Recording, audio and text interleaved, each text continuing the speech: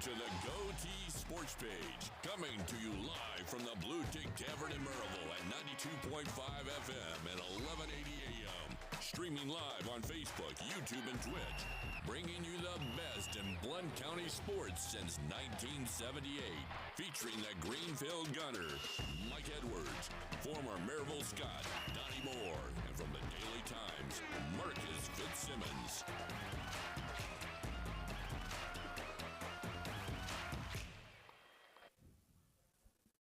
Hello, everybody. I'm Mike Edwards, the Greenfield Gunner, and I'm here at the Blueticks Tavern in downtown Marysville, along with Blount County Sports Hall of Famer Donnie Moore, longtime sports writer Marcus Fitzsimmons, and Marysville Times sports reporter Caleb Giroux. Tennessee and Georgia to collide in huge early season matchup, and we're going till the whistle blows. And now let's set today's lineup card. Donnie Moore will report on the latest high school football scores involving Blount County teams, and we'll follow up with some national sports stories. Marcus Fitzsimmons and Caleb Giroux will be on board to update us on what's happening in local high school sports. William Blount Volleyball will be on the agenda. I'll talk some UT football and discuss the latest Tennessee sports news. Our panel will look at today's top football games and review the top 25. The Let Her Rip segment is set to go, so let's break the huddle and dive right in. Good morning, guys. Welcome back. Good morning, Mike. We got everybody here Good morning. This morning, except good morning. Except Coach Iruli. He's in Mars Hill. Yes, that's right. Mars Hill for a big matchup. Sure is busy over there, and we'll miss him. But I bet the team bus is stopping at Bojangles about now for for their NIL requirements. Yeah, their NIL Get some deal. biscuits and gravy. Maybe Buc-ee's. Yeah. Is there Buc-ee's between? Is there Buc-ee's between here and Marysville? I don't think there is. I don't think That might so be either. over budget too. Yeah, no doubt. Had some football games last night. Indiana beat Indiana State 73-0 last night.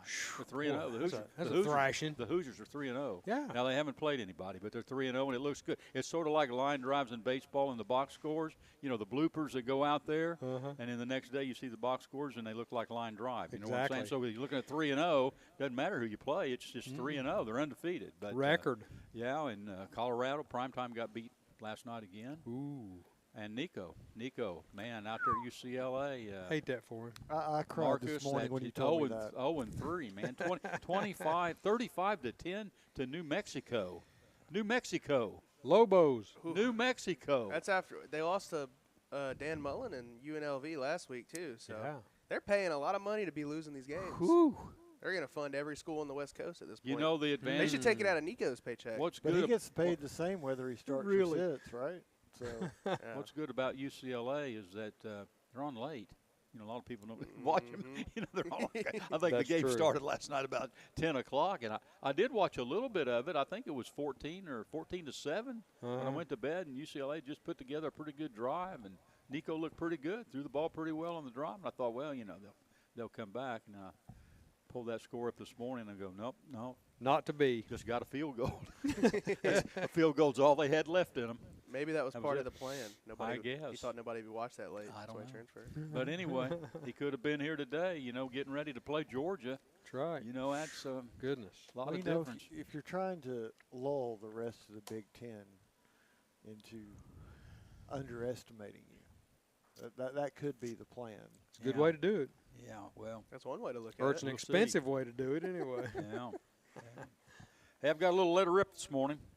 Lay it on us, Yeah, brother. last Saturday, Florida Gator defensive tackle Brendan Bett spit in the face of a South Florida player, Cole Skinner. The action drew a 15-yard penalty on Florida, and Bett was ejected from the game. The penalty was instrumental in the Bulls' game-winning drive. It was South Florida's first win over the Florida Gators. Florida coach Billy Napier said during his weekly news conference that Bett planned to apologize to his teammates and would call Skinner to apologize as well. And Caleb, I think that happened.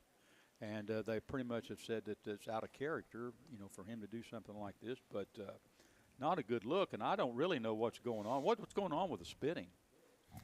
Who knows? You know, it's just something that's gotten out of hand, of course.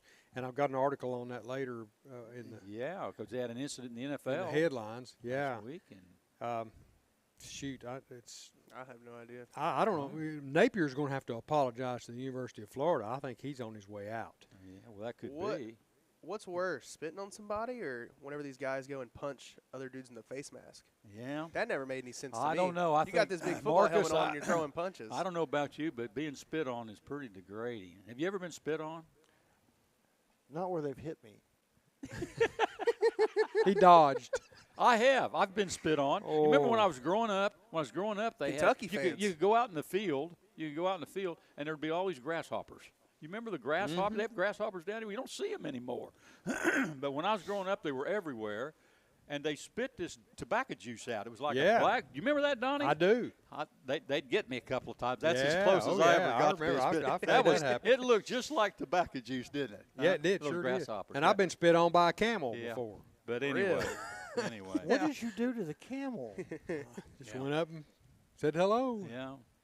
He hawked a big loogie and sent it my way. Caleb, but those kind of incidents with with them losing the game and Billy Napier down there, this just kind of adds to their turmoil, doesn't it? I mean, it's not a good time and a good look. No, for and things like this being happening down there. And you have to remember, too, the only reason he's still employed by the University of Florida is because he's got DJ Lagway as his quarterback. And, you know, a win last year against Tennessee kind of helped him out a little bit. Or I guess it would have been a win 2 years ago against Tennessee with Joe Milton. Gave him another year. And then bringing in five-star DJ Lagway, you can say, hey, well, I've got my five-star quarterback coming in. You got to give me some more time. But losing to USF, and then I think they're in Baton Rouge today, so it doesn't get much easier. And with their schedule, you know, losing to your bye game does not help because they've got one of the toughest schedules in the SEC. Hey, listen, so. I tell you what, I looked up their schedule, and I don't know who does the scheduling, but it looks to me like they were just looking to get Napier fired. I mean, listen to this schedule. They've got LSU today in Baton Rouge. They've got Miami. They've got Texas. Now, these are games coming up. Good LSU, Miami, Texas, Texas A&M, Mississippi State, Georgia, Mississippi, Tennessee, and Florida State. Who in their right mind would give somebody that schedule? You almost wonder if they might not make a bowl game if things keep going downhill. Yeah, that's bowl game. Murderer's Row. Gosh almighty. I mean, there's nothing left. There's no good teams left to put on the schedule. Hardly, is there? No. Ohio State, maybe. Yeah, or maybe if Oklahoma keeps improving, throwing Oklahoma on there. But they've got everybody pretty well covered. I guess the good thing is if you come out of those games and win, you got to be ranked in the top 5. There's no doubt about that. But, you know, they're going to LSU today, and they're a 7-point underdog. But they're going to get the donors out. Yeah. Start getting the buyout money. Yeah. But anyway, Napier's 20-20 in a 4th season, and like you say, he's got the toughest schedule in the country, and he's got 8 of the 10 teams I think remaining on his schedule are ranked, Marcus, in the AP poll. When you've got something like that, you really don't want the distraction of what happened, and you don't want it to be a distraction that is going to go back and look at what cost you a game 2 years ago with almost the exact same type of incident, because now it's a pattern where you can't control your players. You're not laying down the groundwork of what you expect in your program and for it to handle itself. It's not an isolated incident. It's another out and another excuse to go after somebody. And if it doesn't work out, Caleb, I've heard this before, you know, the fan will go back and say, you know, the downfall this season all started when that player spit in that guy's face. That was when it all started to go south. How many times have we heard that? Didn't have anything to do with the X's and O's and play. I mean, what was it, 2020 when Florida had the player throw the cleat and then LSU ended up hitting the walk-off field goal too? Wasn't that the fog game? Yeah, it feels like these incidents always haunt Florida. But honestly, like, Billy Napier is a great recruiter. It's just as soon as the ball is kicked, everything goes out the window. I mean, he coached good in the Sun Belt. He's a good recruiter. They always have top 10 classes. Yeah. But something happens when the ball is kicked off that everything just leaves. It's something with the little things. It's some of these player behaviors.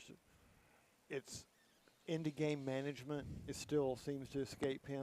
How to close out a game. How to put yourself in the best position in a close game. It's surprising the things that have not gone right for him. And part of it too is he still is dead set on calling their offense. Yeah. You look around the SEC, Auburn's made changes that's led to improvements this year. Oklahoma made changes that led to improvements on their offense. All these coaches are making changes because they don't want to call the offense anymore. It's not working. Mm-hmm. But Billy Napier won't do it, and it's probably, I mean, it'll end up costing his stubbornness, might cost him his job if at the end of this year, like we said, they don't win, you know. Luckily, with the schedule, if you win a couple of those games, I mean, they're really big wins. Sure they are. But none of them are going to be gimme games. Yeah. No. Yeah. Something else that I've noticed, changing the subject a little bit, is, you know, in these throwaway games, and the SEC's got some throwaway games today on the schedule. They do. You know, you play a 12-game schedule, and 3 of the games they schedule, or at least 2 of them, are not very good. But blowouts seem to be the rule. Last night, we mentioned Indiana. They beat Indiana State 73-0 last night.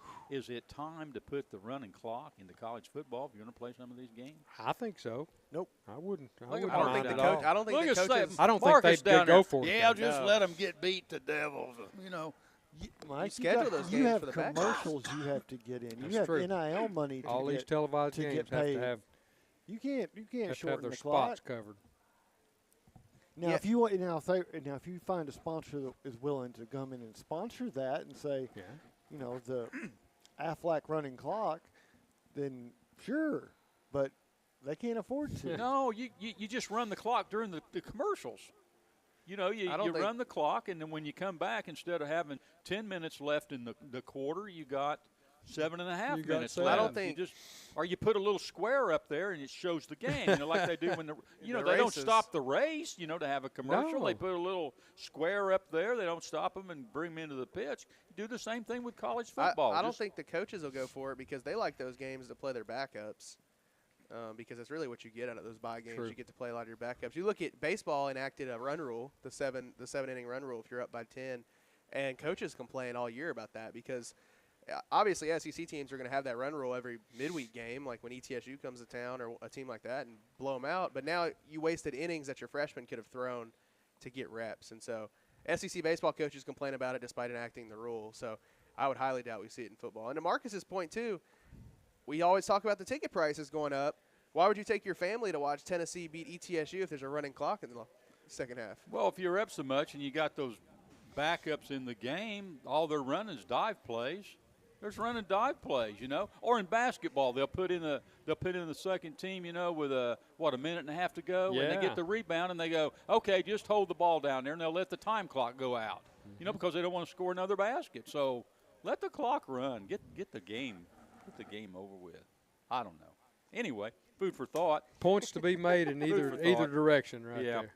Hey, let's talk about Tennessee and Georgia today. Number 6, Georgia, and number 15, Tennessee will get together today in Knoxville. It's 3:30 on ABC. Caleb, the Dogs have won 8 straight over the Vols. I guess the big question is today, is that enough losses for the Vols if they come out today to storm the field, take down the goalposts, and throw them into the river down there, or haul them off in the back of one of those yachts, or down on the strip, or whatever? Is that what we're going to see today? I don't think they needed much excuse to storm the field. You know, it feels like you storm the field for anything now. Yeah, I guess. But shoot, if Randy Boyd wants to cut the check to pay the fine, because remember at Alabama he was like, we'll storm the field every night if it means we're beating these big teams. So if you're on the field, heads up, because I'm sure some rowdy students will be flying over the thing if Tennessee Well, wins. we'll see. I mean, it's I think Georgia comes in as a 4-point favorite. To me, Donnie, that's just a toss-up game. That's man. that's the odds are not highly in Georgia's favor, but you know, like I said, Tennessee hasn't beat them in 8 years. Yeah, and the closest game's been 14 points. Goodness, yes. 14 points. So, Yeah. you know, Caleb, what worries me most about this game is that Georgia's there. I mean, you know, they've won national championships. You're thinking, well, you know, they're coming in here. This is our field. They've been there. Yep. They've been on the big stage. Sure Kirby they have. Smart's been on the big stage. This is not going to be news to them. Tennessee, on the other hand, a program on the rise, a program trying to get there, a program trying to get to the level of where Alabama was in the past, where Georgia was in the past. And until you win a national championship and you solidify yourself in that place, you're still kind of a wannabe program. You want to get there. Well, this is the game that could take a step toward that. Huh? Yeah, and I look at it, that's a good point. I look at it as Tennessee doesn't have much to lose in this game. Because if Tennessee comes out here and loses to Georgia, what changes? I mean, you're a dog. You're expected to lose to Georgia. Georgia's supposed to beat you. They're supposed to be the top of the SEC. So when you look at a guy like Joey Aguilar who's making his first start ever against an SEC team in a rowdy Neyland Stadium, there shouldn't be much pressure or nerves because he doesn't have much to lose. Yeah, but when you look at Georgia with Gunnar Stockton, who's also a first-year starter, he's expected to perform, and Georgia's expected to win this game. He should have some pressure, and I wonder what happens when he gets into Neyland Stadium and into that rowdy environment, because Georgia has not been tested. You want to talk about bye games. They played Marshall and Austin Peay and let Austin Peay stop them on the goal line. So, that offense is a little suspect, and we haven't seen Gunnar Stockton in a big environment. So I'm curious to see. And yeah, like they've been in these big moments, but still, you've got a new quarterback, and that offense is a little suspect. What there is no doubt about is that defense. Yeah. Well, Georgia. That's Austin Peay. You mentioned them. That kind of scares me a little bit because Georgia hasn't been real impressive in the first two games. Mm-hmm. But, sometimes coaches work that to their advantage and say, hey, look, we're a better football team than this. Or they could be overlooking those teams. You know how it gets sometimes. And it was on a the little other rainy, hand, too. On the other hand, Tennessee has just rolled through their first two opponents, and everybody's – they're on a high mark. Fans are on a high mark here because of those first two games. Expectations now, I think, are a little bit higher than they were for Tennessee before the season starts, huh? Yeah, I would say so, especially with how good Joey Aguilar and that offense has looked. But then again, I think, perspective is a hard thing, especially for Tennessee fans who always expect the best from their programs. But I think you have to realize, like, would any of us have guessed preseason that we'd be sitting here talking about number 6 versus number 15 with College game day here? And Tennessee being competitive in this game? I don't think so. But that's just how good the offense has looked with Joey Aguilar and company. And I'm excited for today. I think it's really going to come down to Georgia's beaten Tennessee under Josh Heupel the same way, which is they man up the wide receivers and then they load the box. So you take away the run game and you take away the passing game. If Tennessee can get some separation on the outside and make something happen, then I think we'll see a different game today. But like I said, Tennessee has nothing to lose. So I think they should play like it. But I think going in, even last spring when you looked at the schedule, I think everybody had this game penciled in and circled as being a key game, on the schedule for what it was worth and the timing of it and so forth, and Georgia coming in here so early. My question is, would you rather have Georgia now or where they used to play them in October? It depends on the year, I think. I think this year it benefits Tennessee to play them early because Tennessee, you don't know what they have, but Georgia also has a very different team. I think if this was last year when you knew what Georgia was bringing in with Carson Beck and those draft prospects on defense, I think you would want that game, later in the year just because then you kind of have figured out what you're doing. But I think this year it's a benefit to Tennessee because Georgia hasn't played anybody, Tennessee really hasn't played anybody, and nobody knows what either team will look like, when bullets start flying under the bright lights. So I think it's a benefit this year, but I do think it depends on the year. And this is the earliest they've played them in a very long time. Yeah. Back when I was this is going way back. Back when I was a junior in high school, they played the first game on Doug's rug. Remember? They put the artificial surface. And who came in here? I think it was maybe the first game of the year. Georgia came in here. See, it went in played to a tie. Right? Played to a tie. That day, I think Tennessee scored right on the last play of the game, and then kicked the extra point and tied the ball game, and that's the way it ended. But normally, for years, Auburn was the first early game, right. But anyway, Steve Spurrier, he liked to play Georgia early. We've mentioned this before because he always thought they would have 3 or 4 players in jail, so he liked to play them early. Well, when we went to division play, Georgia was early on the schedule. There was usually Florida, then Georgia, and it was a great combination at that point in time. I mean, you're talking the Schuler and Manning years, so yeah. But right now, looking at how Georgia has opened SEC play under Kirby Smart, they have never started with a strong SEC opener. I mean, they struggled with Auburn 2 years ago. They've almost lost to Kentucky. I mean, they have not typically started SEC play in a spectacular way. So I think that is maybe one of the reasons the line is where it's at, because Georgia has a history of not just coming out from the cupcakes. They come out, I don't know, with some indigestion maybe.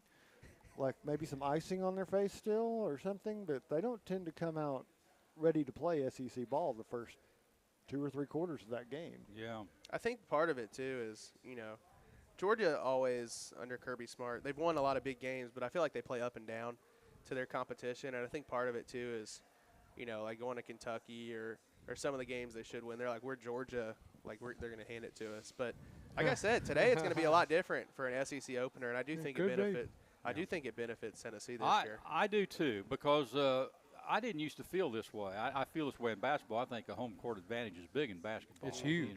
But in football, I never really felt that there was a home court advantage. But the more I watch these games, the more I'm starting to believe that there is a home field advantage in football. You got the orange out over there today, and you got the atmosphere, and you got trouble calling your plays with the noise, and that stadium over there gets real noisy. And you can end up, finding yourself with some illegal procedure penalties and delays of games and so forth and so on that can have an effect on the football game. But, Caleb, how big is it? How big is it that Tennessee's playing at home today and not down in Athens? Well, we've seen what Tennessee does on the road under Josh Heupel. There's always a couple stinkers. You think about going to Florida. Or last year, Arkansas would be that one for me where, nobody really talks about Arkansas Stadium as a great environment. But Tennessee struggled there just because it was a road game. Did. And especially with football today, like most teams snap the ball when they clap. Well, Gunnar Stockton's going to be surrounded by 103,000 people today that are going to be clapping. So you're going to have to change things up. And I think it really puts stress on your leadership. And a lot of it, too, you lean back on experience. Well, Gunnar Stockton doesn't have a lot of experience. So I would say playing at home is big, especially for Tennessee and the way they want to run the offense. And we talk about Tennessee, too. Some of their defensive depth is in question. The defensive tackle spot is hurt. They're hurt in the secondary.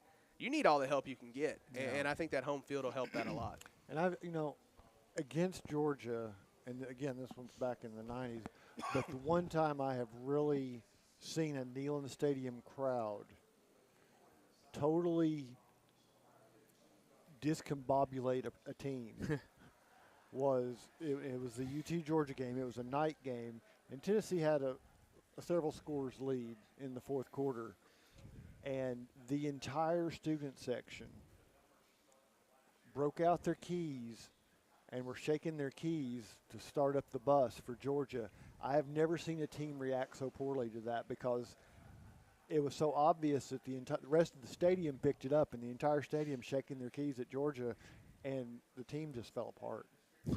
It was awful. The last 5 minutes of that game was the worst I've ever seen a Georgia I also team play. remember the game where Tennessee and Georgia played over here, and Tennessee kind of had the upper hand the first half, and then Georgia put in a guy named Herschel Walker the second half. Oh, yeah. Remember that day? Yeah. Sure did.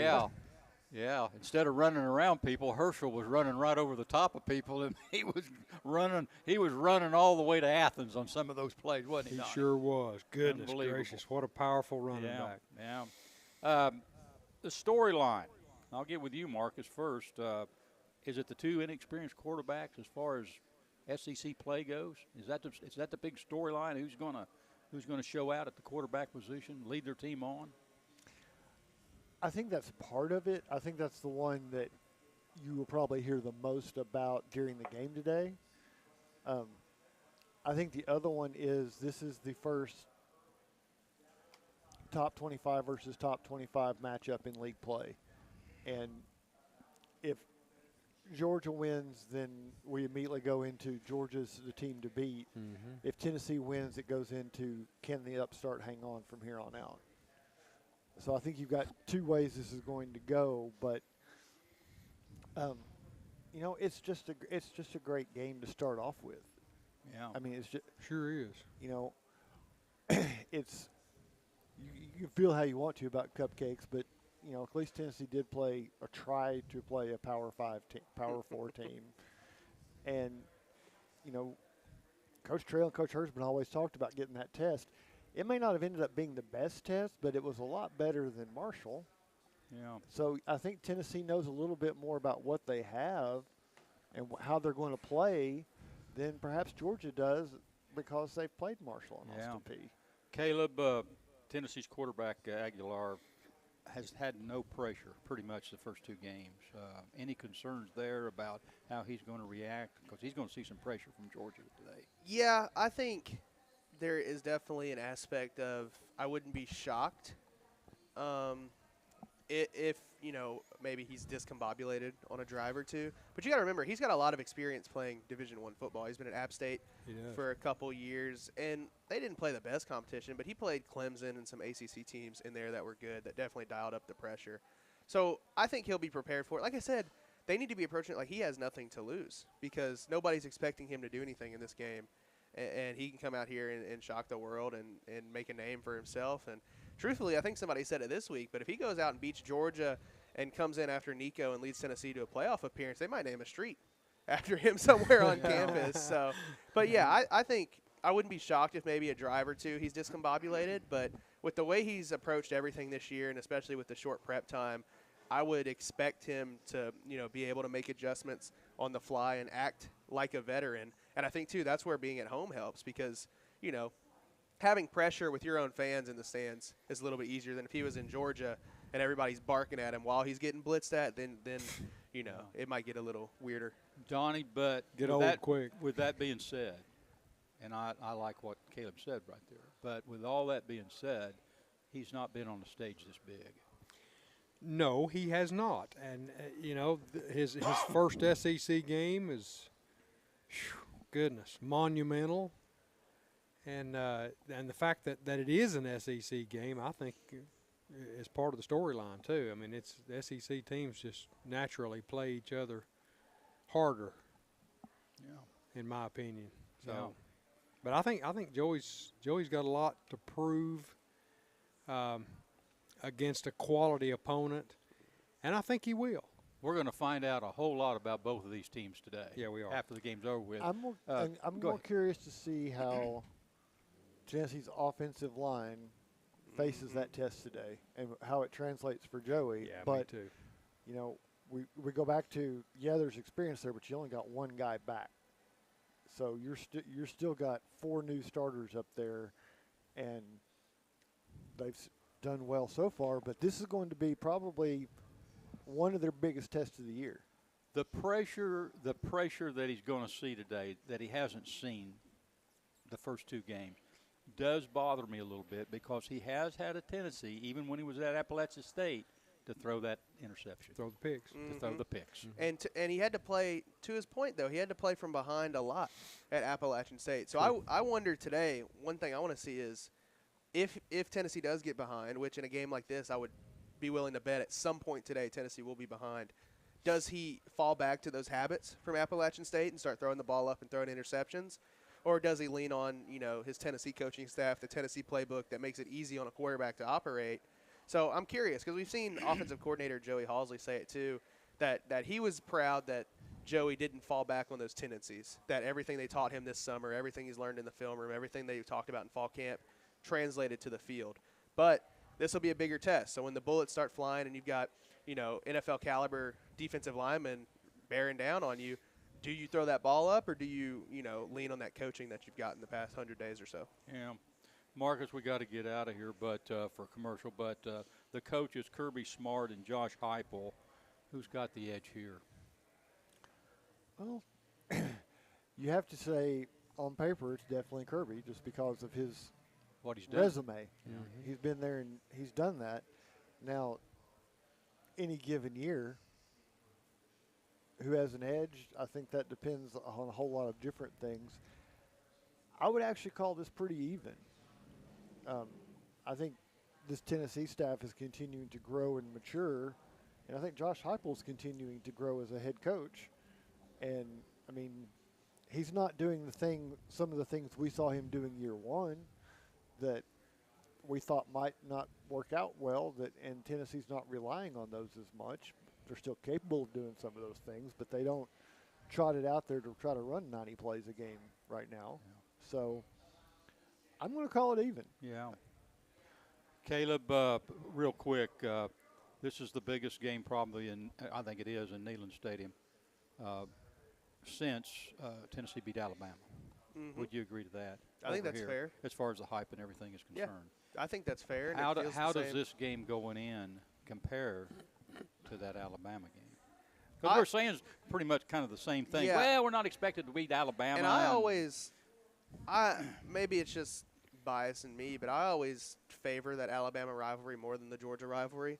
So I feel like that game and the win that came from it will probably always mean more to Tennessee fans, especially with the way that series was going. But a win today, I think, for a younger fan group, like the people closer to my age, like all we know is Georgia winning championships and beating Tennessee. Like that Josh Dobbs touchdown, I was in middle school when that happened. So I think for younger fans, this one might be bigger, but I always lean towards Alabama just because they're Alabama. Yeah. Hey, we'll take a timeout here, and when we return, Donnie Moore will provide the high school football scores from last night, and we'll have some other news from around the area. And veteran sports writer Marcus Fitzsimmons joins us with his feature, Mark It Down. You're listening to the GoTeez Sports Page, Blount County Sports Voice, and now stay tuned for the best in local sports. For over 90 years, Anderson Lumber Company in Alcoa has proudly served and supported our local communities. Locally owned, so the money made here stays here. Whether you're renovating a kitchen, bath, new floors, doors, or windows, Anderson Lumber is so much more than a lumber store and can take care of you from design to install. We welcome you to visit Anderson Lumber in Alcoa for all your home's needs, or shop over 67,000 items online at AndersonLumberCompany.com. Anderson Lumber since 1925. Aubrey's is known for real comfort, real food, real good. But remember, Aubrey's is also really into Blount County. Aubrey's Maryville has been a strong supporter of local schools and sports programs for more than 15 years. From baseball to football, dance teams, and marching bands, Aubrey's has helped schools and youth programs generate thousands of dollars. It's easy for us to do because it's the right thing to do. So the next time you're looking to choose a place to eat, we hope you'll choose Aubrey's. Real comfort, real food, real good. See what's on the menu at aubreysrestaurants.com. Welcome back to the GoTeez Sports Page. Donnie Moore, we're going to bring you in here, and kind of a mixed bag. Kind of a mixed bag here for Blount County teams this week in football. Yeah, you're exactly right, Mike. And we'll some good news for some, and that's right. And not good news and bad news. Yeah, you're right. News. Well, give us the good news first. You okay? got it. We'll go with the Mandy B Street Realty local focus at this point. Prep football's in week 4. Can you believe? Can you believe that the Maryville Alcoa game is 4 weeks in the rearview mirror? Yeah, and we're still summertime temperatures. At least it's cooling off at night. Yeah, no doubt. Alcoa played Thursday night on television. Went over to Knox West. They're getting to be a regular on TV. Over to Knox West and had, I'm not going to say had no trouble at all with West, because West is still West is probably the best unbeaten, winless team. Team. Thank you, Marcus. The best winless team in 4A right now. 5A. I wouldn't be. Yeah, that's right.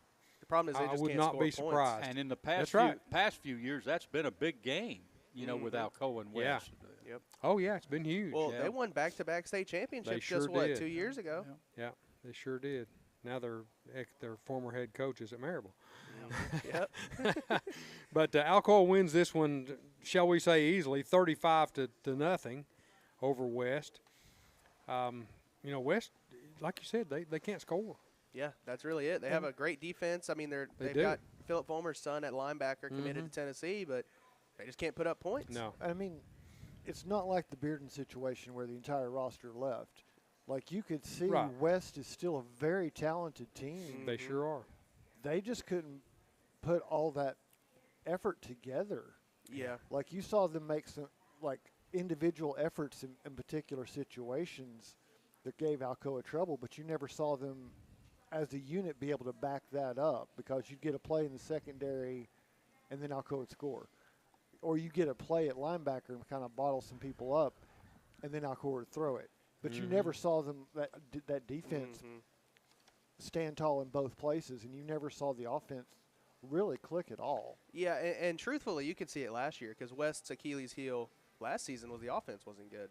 That's what cost them down in the playoffs when I think they lost to Sevier County by 1 score. But a lot of those guys who were on that offense graduated as well. So the defense is still there. Their head coach now was their defensive coordinator. Even Lamar Brown was a defensive guy when he was head coach. So that program has always valued defense. That defense was good, which I think, to Donnie's point, is why, there's a little bit of bad in there. Alcoa did go 3 and out a couple of times, but no, I think they just can't score points. But now when they face off against the other winless teams in West Knoxville and Bearden and Farragut, maybe they'll find some points. Somebody's got to win. That's true. And Alcoa is a complete football team, too. They can beat you so many ways. So, I mean, really, in some ways it was – you saw some of the worst things Alcoa has done this year because they've done so many things so well. Right. But it was still – I mean, it's still a 35-0 Mercy Rule win. Oh, yeah. I won't take that away from them. But I think they learned a lot more about themselves with what didn't work that I think you're I'm pretty right. sure this is going to be a hard week of practice because they saw some things they hadn't seen themselves do poorly yet. And you have, Alcoa left their starters in probably a little longer than people would have expected just because, the schedule gets kind of light here for the next 2 to 3 weeks. So to Marcus's point, it's good to have things on film now that you can improve on because some of the competition down the road, you probably won't get those things. But what about Condis Cherry? You were over there. Yeah. That was a great performance by that. Yeah. He had a great game. And Condis, I mean, that's a family that comes from great athletic genes. You remember his brother was the quarterback at Austin East and a Division I basketball prospect. And Condis is now at Alcoa kind of making his own path. But when you talk to him and you talk to the coaching staff, it's like the coaching staff wants to get the ball into Condis's hands in the open field and just let him go to work. And when you've got that offensive line, led by Jacob Crow, and they got some big guys in that offensive line as well, and you let Condis run behind them, and he gets in the open field, it's dangerous. And that team is turning into a team that has 3 solid running backs.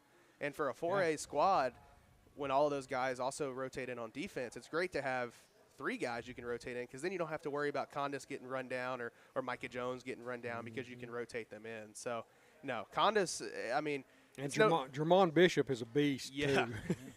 I mean, you can go up and down the list, and they just pounded it on the ground, like we said, against a good West defense. And it's really just been Condis Cherry shining. And for people who watched the team last year, I don't think he had as big of a role. But then when you watch him on the basketball court, you could really see that true athleticism come out. Sure. Yeah, and I think it was 8 carries, 156 yards, 2 touchdowns. Does that sound about right? Yeah, with an 81-yard run for his long. But the thing that I think what has allowed him to become a bigger role in the backfield, because we saw him as an offensive threat at times last season, is he's securing the ball much better as a junior than we saw as a sophomore. Yes. And I think that gives a little bit more security for the coaching staff because he's it gives him one fewer thing to worry about. I'm not saying he's fumble proof. I'm just saying the way he carries it now, it's not as likely that somebody coming from behind is going to pop it out as it was the way he carried it as a freshman and sophomore.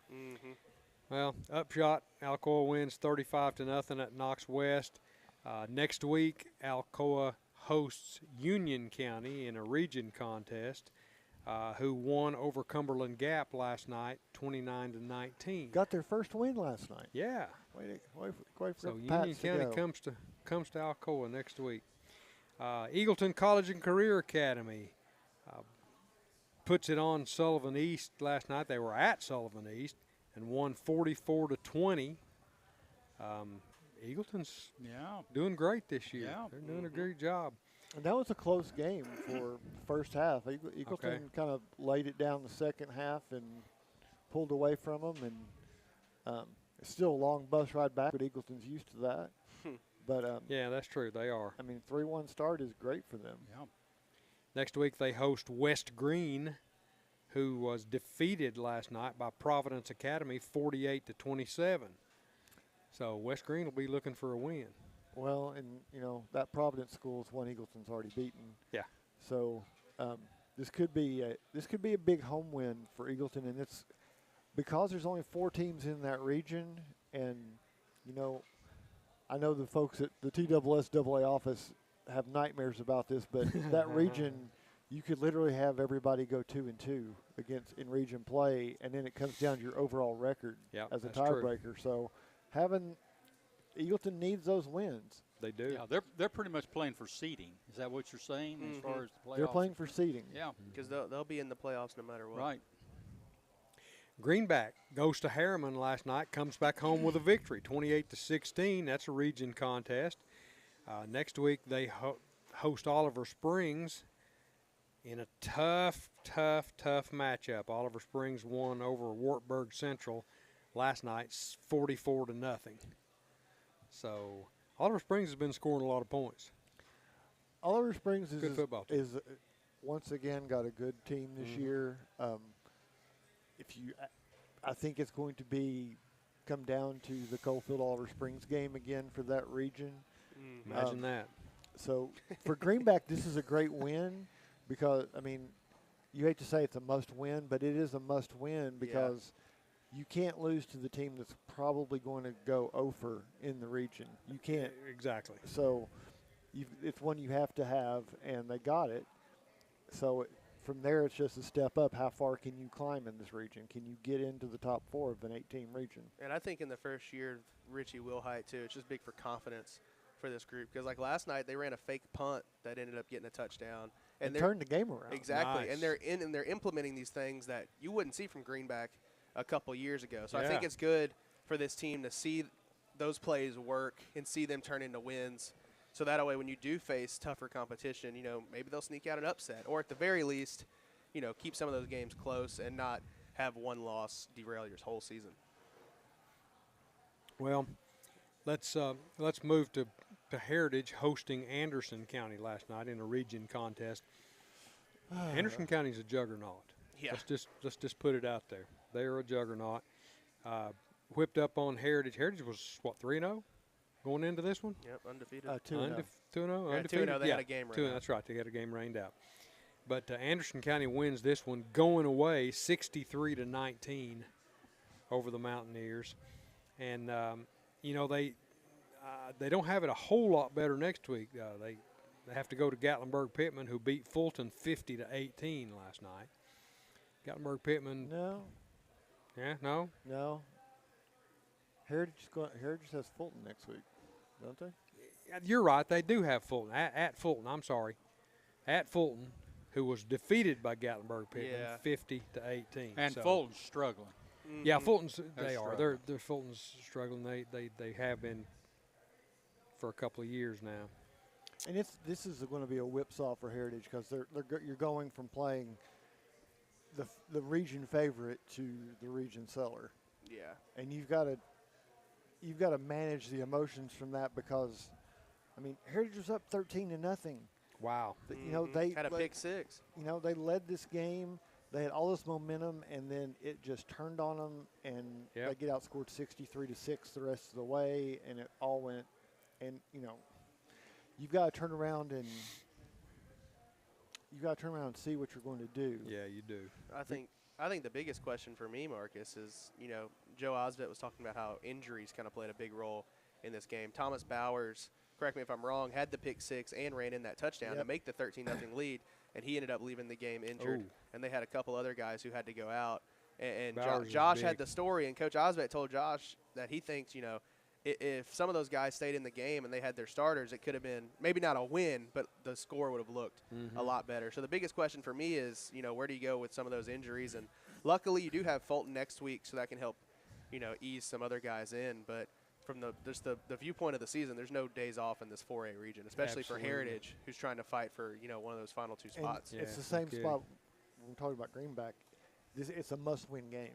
Mm-hmm. It's like you don't have any room to trip in this region, so you've got to win the one you're supposed to win. Yep. So it's a big game for Heritage, but at the same time you're coming off – Mike talks about big game, next game. Your big game didn't go well, but you can't lose any momentum even – and you've still – and like you said, you got guys you depend on who are going to be at best gimpy this week. Yep. So you have a must-win game coming up on Friday. So Heritage has – They're in a good position. It's not like where they wanted to be, but you know what? Everything's still in front of you. Mm-hmm. That's true. Moving over to Cleveland, moving down the Interstate 40 to Cleveland for a ways. He takes a very different way to get to Cleveland than I do. I usually get on 75. Do you? Well, that's true. It's not 40. It's 75. He'll get there eventually. I would. Maybe the wrong Cleveland. Yeah. He would Go out and keep turn down. he would keep looking 4 on 40, and he'd been in Nashville before he knew what was going on. But Maryville took care of Cleveland last night, 44-7. Rebels are rolling at this point. That was a region game, and they're sitting pretty in the region. They are, and that was, everybody else is just getting started. Maryville's got 2 region wins now, so they've already got that leg up on most of the region.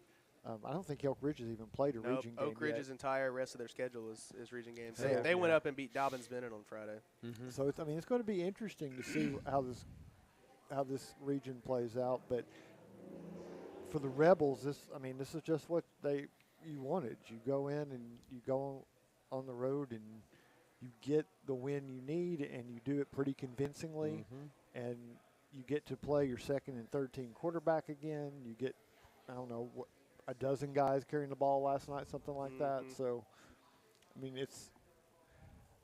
you were thin. You played the second half with, you give up a pick 6, but other than that, it all went your way. Yeah, it sure did. They're winning and building. Winning sort of like building. Alcoa, winning and building, getting that experience in those games. And next week they host Bradley Central, who defeated Farragut last night, 24-10 in a region contest. I think it's Farragut. Didn't I say Farragut? I think they play Farragut. I don't think they play Bradley Central. Which, hey, You are right.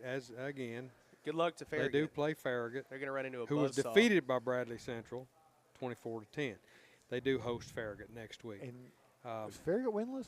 They're winless. Yeah, winless. Wow. Which they did the same, to Farragut's point, they did the same thing last year and ended up ripping off, I think, 5 straight at the end of the year and making the playoffs. They went on a tear there. But after they lost to Maryville, they, I think, won the rest of the way. So maybe, who knows what will happen after next week then.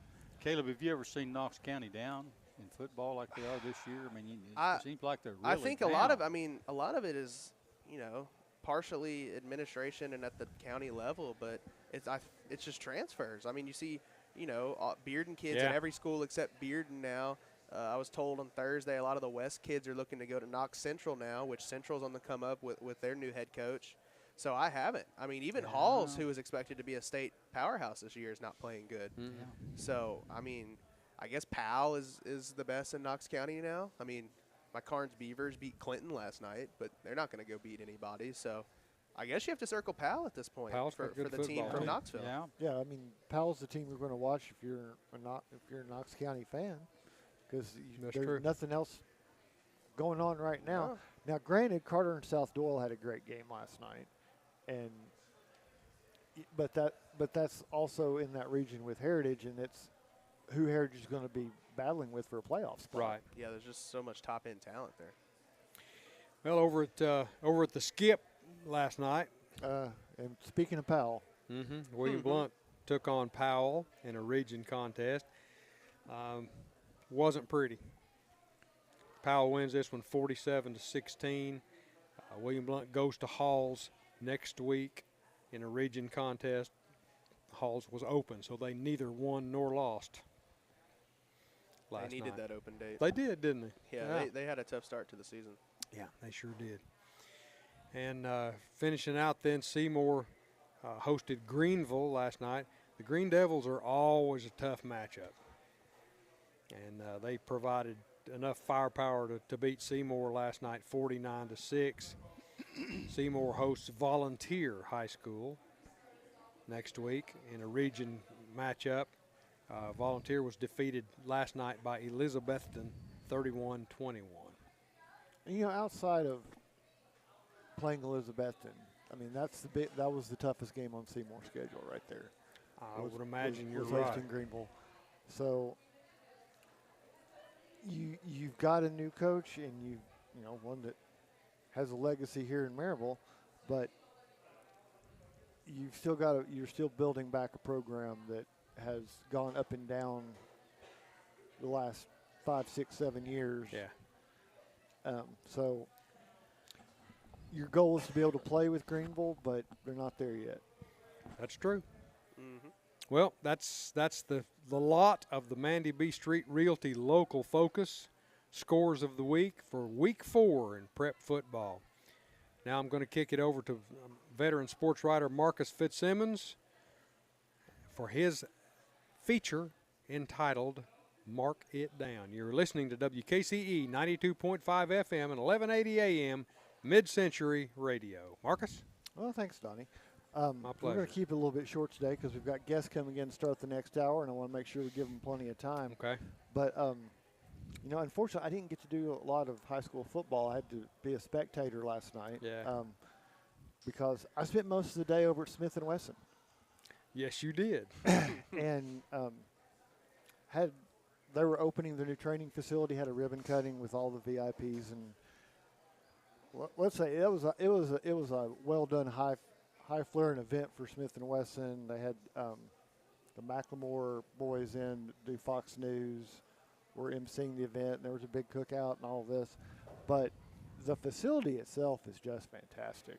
Oh, yeah. And I don't know if I've ever seen a field transform that quickly, because they put in a lot of work over the last 2 or 3 months. From the aerial photos I saw back in June, it was still a field, and what's up there now is state of the art. Mm-hmm.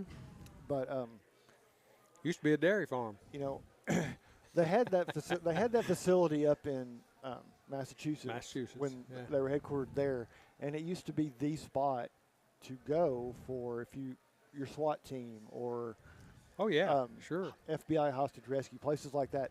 They would send teams to Smith & Wesson to get trained and to go through that training.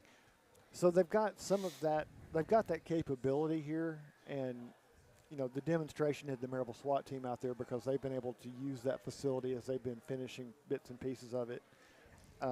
Got to see some of their armored vehicle fire some stuff. Got to see them do. Nice. I heard it. We got to see what a door charge does on their training building, which was really entertaining because it knocked the GoPro out into the field somewhere. I think they're still looking for the pieces of that thing. But it's really got the best part of that facility is the beginners training that they offer for Joe Smo that wants to do it. You can go to the Smith & Wesson Academy, and you can tell them, hey, I've never shot a gun in my life, but I want to learn how to be safe with one. I want to learn how to shoot one. And you get the same instructors as who are teaching the SWAT teams. You get that same caliber of instruction. Sure. So the director of the course, I spoke with him some yesterday. He's a retired Navy SEAL. He was there. He retired out as the guy teaching SEALs how to shoot. That's who's running this place. I mean, you can't ask for anything better than a Tier 1 operator retired to come and be the guy that's teaching you how to take a gun apart and clean it and how to store it safely. So I think it's going to be a great opportunity because they're going to be expanding what their courses are, but for the education for people who just want to learn how to use a firearm, who want to learn how to clean it, who want to feel like maybe they're not quite as capable enough to teach their son how to do it for hunting because they learned it from their dad. Maybe there's some things they've forgotten. They're going to have courses where you can go over and do that sort of thing from the hunting aspect of taking care of a rifle, knowing how to secure it safely, how to break it down and clean it. The things that maybe you've forgotten since you did it before, you don't do as often, but if you're not as invested as some hunters are. So I think it's going to be a great opportunity from the local angle, as well as being a premier training facility. It's going to bring people to town. I think so too. But I just wanted to give them that shout out because it was, like I said, it was a great time over there. In the afternoon in the sun, it wasn't quite as big a crowd, but there was an opportunity to go and use the course and take some shots and use some of the Smith & Wesson merchandise under the eyes of their instructors. Yeah, of course. So that part was really nice, and then they had the shindig after. But it's going to be a great facility, and I know they're not quite done with it. Those things they want to do, but it's officially had its ribbon cut. But I'm going to cut it off a little bit early, Mike, because we've got a volleyball team sitting over here at the table, and they're throwing the salt shaker around dangerously. So we'll go ahead and turn the page if you're ready. Okay, Mark, it's time to turn the page, and next up is the Anderson Lumber Company Player of the Week segment. You're listening to the GoTeez Sports page, and now stay tuned for the best in local sports. The Roger L. Newman Company began in 1984 with a vision of providing Blount County with excellent heating and cooling service. Mr. Newman also wanted a real business. No gimmicks and no high-pressure sales. They just fix it or replace it. They want to stay within your budget and make you comfortable. Their motto still stands true today. Call us first, we'll be there. Call Roger L. Newman Company at 982-5446 or visit online at rogerlnewman.com. Cooler temperatures are approaching. Upgrade your furnace now for as little as $50 a month.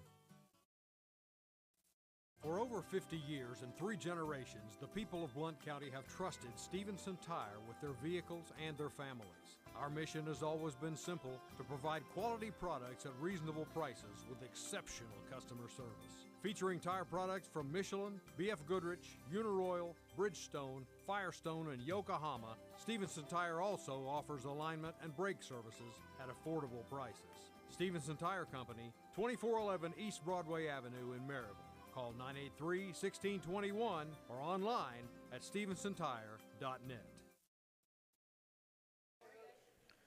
Welcome back to the Blue Tick Tavern in downtown Maryville. This is Mike Edwards along with the rest of our broadcast crew, and now it's time for the GoTeez Sports Page Player of the Week segment featuring Daily Times senior reporter Marcus Fitzsimmons, sponsored by Anderson Lumber Company, where quality service is always a priority, proudly serving Blount County for over 100 years.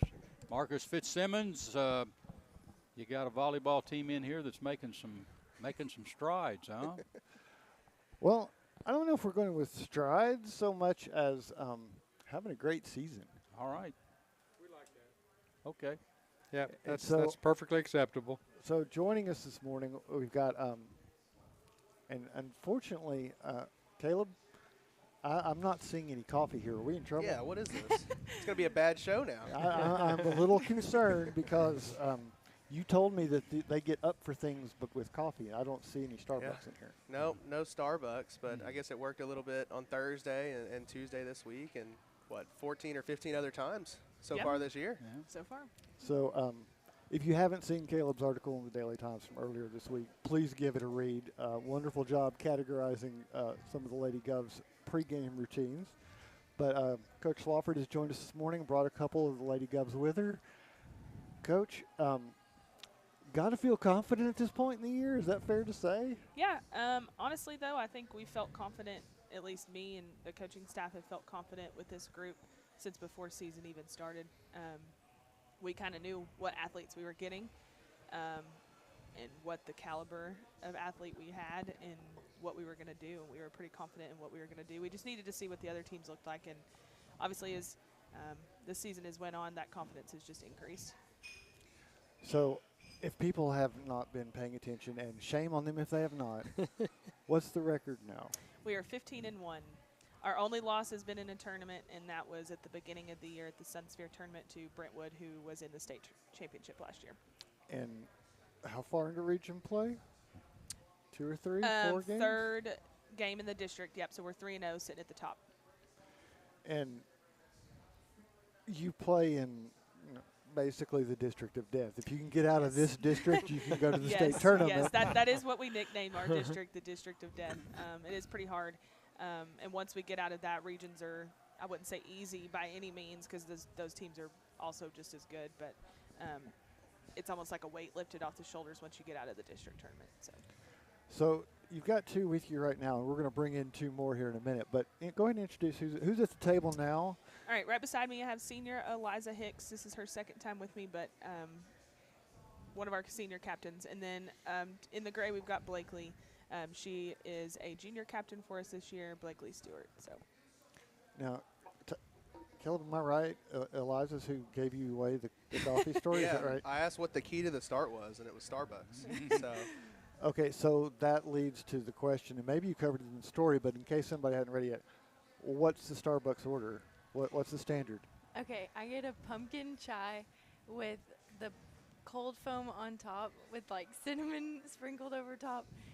But our last game I got a different drink. I got a pink drink with cold foam, and I played terrible. So Okay, So no more pink drinks. no for more Eliza. pink drink for you. Nope. Okay. Go Is back now to is the this, old standby. Is this team spread? Is this Oh yeah. Oh, every girl has an order. okay? Even so, me. They can't leave me out of it. well, Coach, what's yours? I get an iced flat white with oat milk and pumpkin or pecan syrup. Okay. Very intricate. And I get a pink drink with cold foam. pink drink with cold foam. Yeah. Okay, so my big question is, who has to go do this, or do you all go together and descend on Starbucks? Yeah. We have two groups actually because they all can't fit in a car.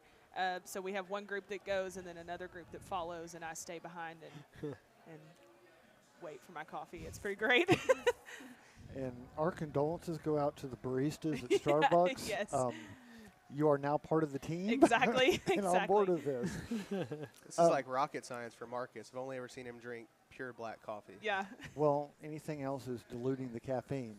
Yeah.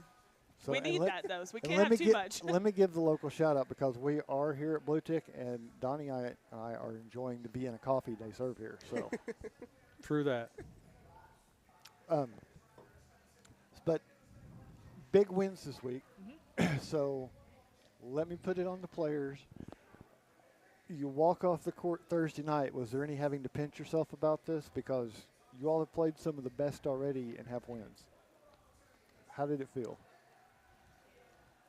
it felt pretty good. I think our first set was rough. I think it's one of our only sets really this season that we have lost like that. We just weren't really playing our game. But towards the end, we started to come back. In the beginning, we were just making a lot of the errors ourselves, like with serves and things that we can control. So when we went into that second set, we were like, it's fine. Like, we know we're going to come back. We were confident. We didn't really have any doubts. So it felt good to win and get kind of like our rough patch out of the way so we could just, like, our next games, we know what not to do and what we can do better. So is it fair to say that even though you only lost one, you're still learning from even the wins? You're finding things to improve on? Oh, yeah, absolutely. I think every single game I learn more and more about what I need to do better. Like this year I've been working on my timing and when I should fully swing and when I should not. In the Farragut game, I fully swung at everything, and I almost put a hole in the wall on accident. So I learned a lot She's not from lying. Okay, so the pink drink makes it go long. The pink drink makes it almost go through the ceiling or to the other team's bench. So we no more pink drinks. Well, there's a useful place for that as well if you can do it just right. Exactly. Yes. So you got Caleb. You want to help me on this one? How do you get up for some of these? Like, how do you keep this momentum going? Because at this point, you've got to have a streak of confidence going, right? Like, how do you kind of keep it all in balance? Yeah, I think just remembering that good teams, they lose sets, but I think at the end of the day, we know that we're good and that if we just keep the momentum that we have and the energy together, then that will be okay. So. Yeah, I think that was the key. She said together, we win together, lose together, we do everything together. And I think this group is really special in that aspect where we go get Starbucks together. We are together in everything that we're doing, and that is a huge impact for us. So remembering that we have each other's back even when we're failing. So is there a different, do you notice a different, like, do they come back all vibrating, jazzed up on caffeine? Is that? I would say yes. I mean, I wouldn't know if it's from caffeine or just being with each other. They come back happy, they're laughing, they're smiling, and, that's the reason why we do those things. And I mean, as a coach, you kind of want to see your athletes focused but also loose. You don't want to see them tight, right? Right. So that seems like you may have just sipped your way into the best of both worlds. Yes. Is that? Yeah, I think so. Okay. Caleb, you want to pitch in I on was this? gonna say, Because you've actually seen this in action. Yeah, on Marcus's point, like it felt like to me that the Starbucks tradition y'all have going on just kind of embodies how lighthearted everything is. Like we've talked about this district of death or district of doom, whatever you want to call it. But somehow y'all managed to just be lighthearted, keep the fun. How fun is it that y'all are sitting here now, 15-1 on top of the region? Oh, it's so much fun. I think it also helps that we're all best friends. So regardless, like, we knew we were going to have fun this season. And so when we went into it, we had high goals. Like, we all want to make it to state. Well, first we got to win districts. But after we win districts, we, like, make it to state, do all the things. So we knew we were going to have fun. But watching that actually be fulfilled throughout our games in the season so far, it's been really rewarding. And then, you mentioned it, but you've got things in front of you. Is there concern about it? Is there any pressure? Like, at this point, you could actually start to feel the pressure because you haven't lost yet. That hasn't come in yet, has it?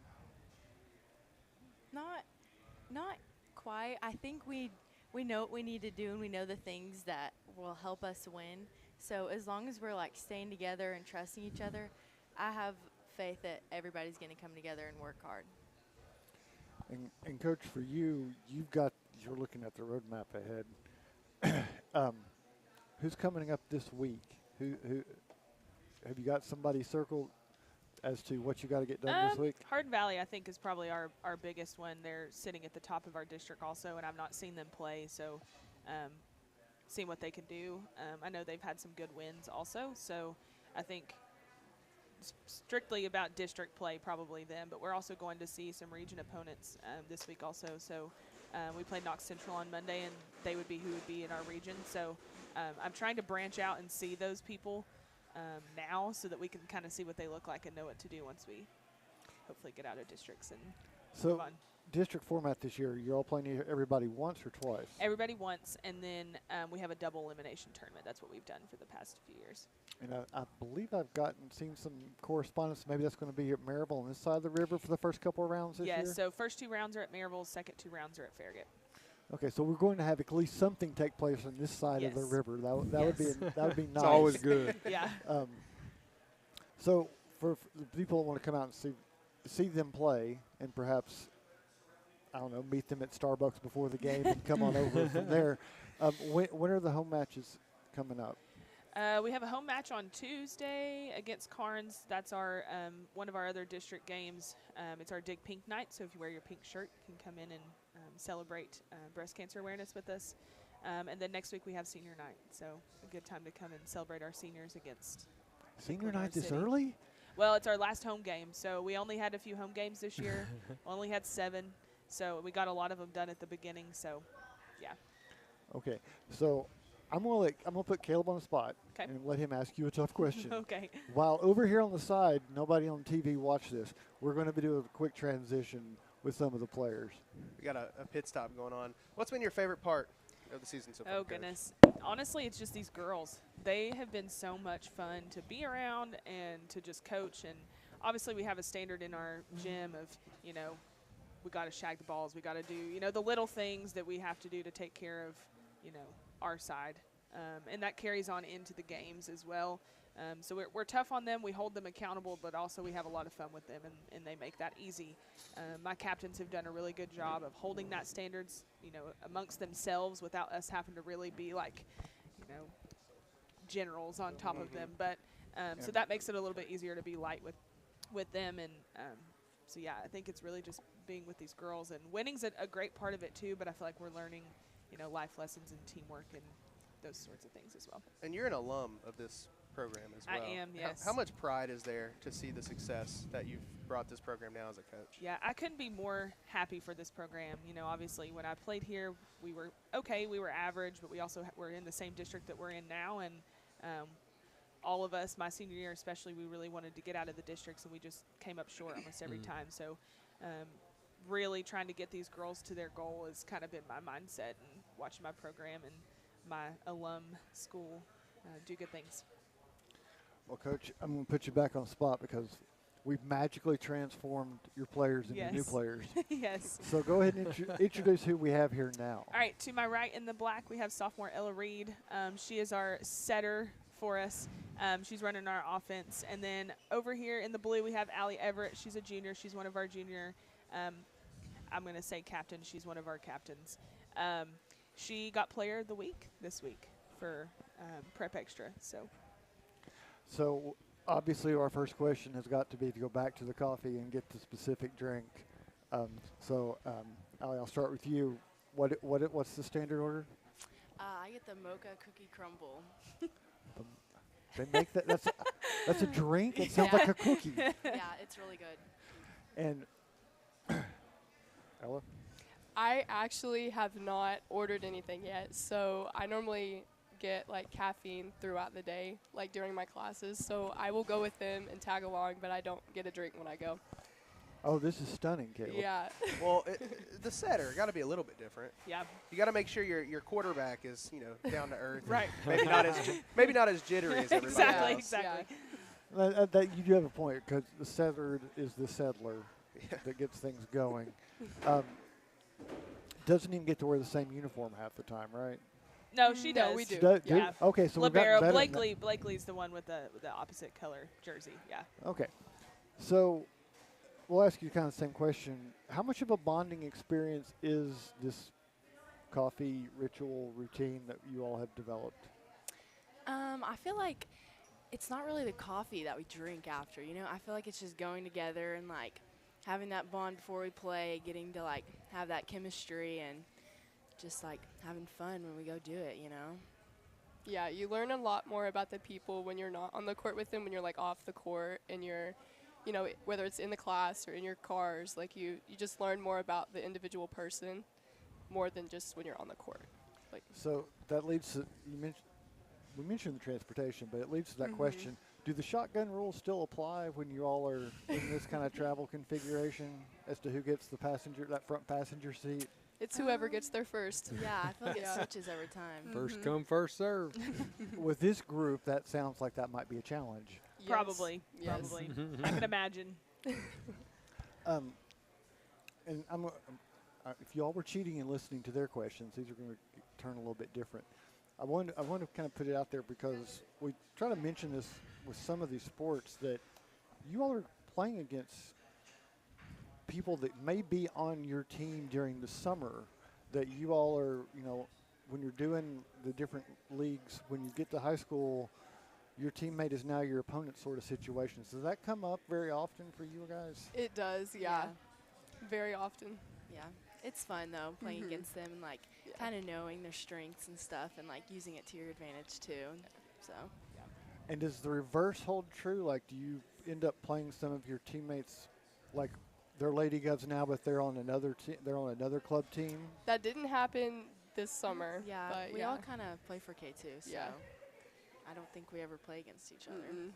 Okay, so you don't get to double tap and use that same tactic in the summer that you're using right now. No, unfortunately not.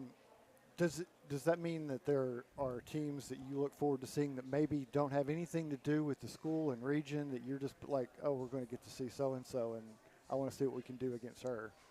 Yeah, I mean, Yeah. I'd say it's interesting because sometimes you don't know a lot about teams, and so you're like, what's going to happen going into this, and so. Yeah. And I'll ask you all to make the comparison from the player's standpoint. The addition of the Sunsphere tournament to this area was been a huge deal, and has brought in teams from all over the country in the past and brought great programs in. Is it on a scale with what you see at some of the summer tournaments, or is it a bigger deal as far as the scale of teams that come in? Yeah, I feel like the ones during the summer have a lot more of a diversity of where people are from. The Sunsphere tournament was very good for, like, the school season to see everyone, not just in your district, like in your state. But I feel like the ones in the summer are more countrywide than the Yeah, I think the competition is a little bit different too. Like, in the off season, you have the best of all of these programs together on one team, and so then you're playing, other D1 athletes. Like, I know both of these girls competed against girls that are, now going to play at Purdue, Nebraska, Wisconsin, a couple different places. So, like, big name schools, and so that competition level is a little bit different than high school. You might have one of those kids on that team, but not all of them. So it's a little bit different competition-wise for sure. And I'll kind of close out because Donnie's given me that we got to wrap this up for the commercials. But we're going to go a bit longer. You got the season ahead. So outside of extending the coffee routine as long as possible, where does this team feel like it needs to be? Like, where do you all feel like you have to be for this season to be our season, to be the season you think you're capable of? How far do you have to get? How far do we want to get? Yeah. I mean, we've always had the goal of going to state. I That's a think no-brainer. we're Yeah. obviously very capable of that. And as long as we, do the things that we need to do during practice and each game to get better, and I think we can totally take that goal and make it a reality for, the future. Coach, that could prove a challenge because if we're using the same venues, there's not a Starbucks on that exit. We're going to find one. Don't worry. We will find one. I mean, the closest they come is 7-Eleven. I don't think that's going to cut it. No. We'll have to make a special trip somewhere. Send one of the parents out, maybe. But it'd be a good problem to have, right? Yes, yeah. Yeah. I appreciate you bringing them in. Absolutely. I appreciate you coming in. And congratulations on just a great start to this season. We wish you all the best of luck as it continues. And same challenge we always offer. We love to have state champions come back with the trophy. So if you'd like to go ahead and do that and come back with the trophy, we'd love to have you come back again. How does that sound? Sounds great. Yeah. All right. Mike, we'll go ahead and turn the page. Okay, is that the best? Is this the best start for volleyball at for William us Blunt? for a while, yes. And I think last year school we had history. I would say I think last year we had a really good start, but then our finish was a little bit lower. So I think the biggest challenge is to keep that momentum to go But through. So amazing yes. start. Thank Amazing you. start. Keep Thank up you. the good work. Hey, Thank time for a break, and when we return, it's the Boyd's Sports Spotlight. You're listening to the GoTeez Sports page, and now stay tuned for the best in local sports. For over 90 years, Anderson Lumber Company in Alcoa has proudly served and supported our local Thank you. communities. Locally owned, so the money made here stays here. Whether you're renovating a kitchen, bath, new floors, doors, or windows, Anderson Lumber is so much more than a lumber store and can take care of you from design to install. We welcome you to visit Anderson Lumber in Alcoa for all your home's needs, or shop over Thank you. 67,000 items online at AndersonLumberCompany.com. Anderson Lumber since 1925. Aubrey's is known for real comfort, real food, real good. But remember, Aubrey's is also really into Blount County. Aubrey's Maryville has been a strong supporter of local schools and sports programs for more than 15 years. From baseball to football, dance teams, and marching bands, Aubrey's has helped schools and youth programs generate thousands of dollars. It's easy for us to do because it's the right thing to do. So the next time you're looking to choose a place to eat, we hope you'll choose Aubrey's. Real comfort, real food, real good. See what's on the menu at aubreysrestaurants.com. Welcome back to the Blue Tick Tavern in downtown Maryville. This is Mike Edwards, and it's time for the Boyd Sports Spotlight segment. Donnie Moore, a lot going on. Well, as usual, my friend, we got our sports headlines coming up, brought to you, as always, by our friends at Fast Signs. Whoosh. Thursday night, New York Yankees slugger Aaron Judge blasted his 45th and 46th homers of the season. His career total swelled to 361, tying the Yankee Clipper, Joe DiMaggio, for fourth place all time in the Yanks organization. And that one last night, he just crushed. Oh, man, he hits him a ton. That one got Loses got out of the ballpark. That was a shot last night. Yep, you're right. And let's see here. Let me give you the list of all-time home runs with the Yankees. Of course, he passed Yogi Berra with 358 just a few days ago. Joe DiMaggio, Aaron Judge both have 361, except the difference is Aaron's home run total is counting upward. Next on the list at number 3 is Lou Gehrig with 493 homers. Mickey Mantle is at the number 2 slot with 536. And at the top, as you would expect, Babe Ruth with 659 home runs. Now, is that their all-time home runs, or is that that's their home career. runs with the Yankees? That's career for the Yanks. How many home runs would Babe Ruth have if he was playing today with that juiced-up ball. Oh, man. And with playing 162 games. Yeah. Yeah. He didn't get to play nearly that many games. Yeah, you look back and you think of Babe Ruth. That record, that's been around a long has. time. Just shows you what an amazing home run hitter that guy was. Definitely. Well, the NFL has opted to allow the Baltimore Ravens to handle a situation that occurred during the third quarter of the Ravens' Week 1 game at Buffalo. A fan grabbed at Baltimore wide receiver DeAndre Hopkins, prompting quarterback Lamar Jackson to give the fan a shove. The fan was later ejected from Highmark Stadium and subsequently banned from all NFL venues. Yeah. So they're going to let the Ravens handle the. How did that fan get so close to the players? Was it after the game or whatever? No, it was during the third quarter. Third quarter. I guess he reached over the side. Yeah, I suppose reached so. over the side. I don't where think. he was sitting. I guess. I mean, they got I don't long think you can- arms. I don't think you can really blame Lamar for shoving him. I He's reaching out to grab a player. Absolutely. Especially if he's not a fan. You know, sometimes fans like high five or sell it, like Yeah. Lambeau leap. Yeah, But if sure. it's a It was opposing over. fan, It was over in the corner. I won't say it was inside the 20, but it was off. Where the reaching down on the first hand, he went out of bounds on the play, and the fan reached over the side. Yeah. And did whatever, and then you have the defense coming right behind him to tell him that wasn't a good idea. yeah, that's crazy. Well, you got the playing field, and that's the territory, in my opinion, for the players and the coaches and the officials. And then you got the stands, and that's the territory for the fans. That's it. Players don't have any. They don't have any use to go up in the They stands. don't have any business in the stands, and and the players, fans don't have any business on the field. That's the way I look at it. I do too. Keeps Mike. everybody safe. Yeah. Well, Eagles defensive tackle Jalen Carter has become an NFL poster child for what not to do in the name of sportsmanship. Carter was fined but not suspended for spitting on Cowboys quarterback Dak Prescott. NFL execs have said that, and this is a quote, non-football acts, end of quote, have reached an intolerable level, and they are cracking down on them.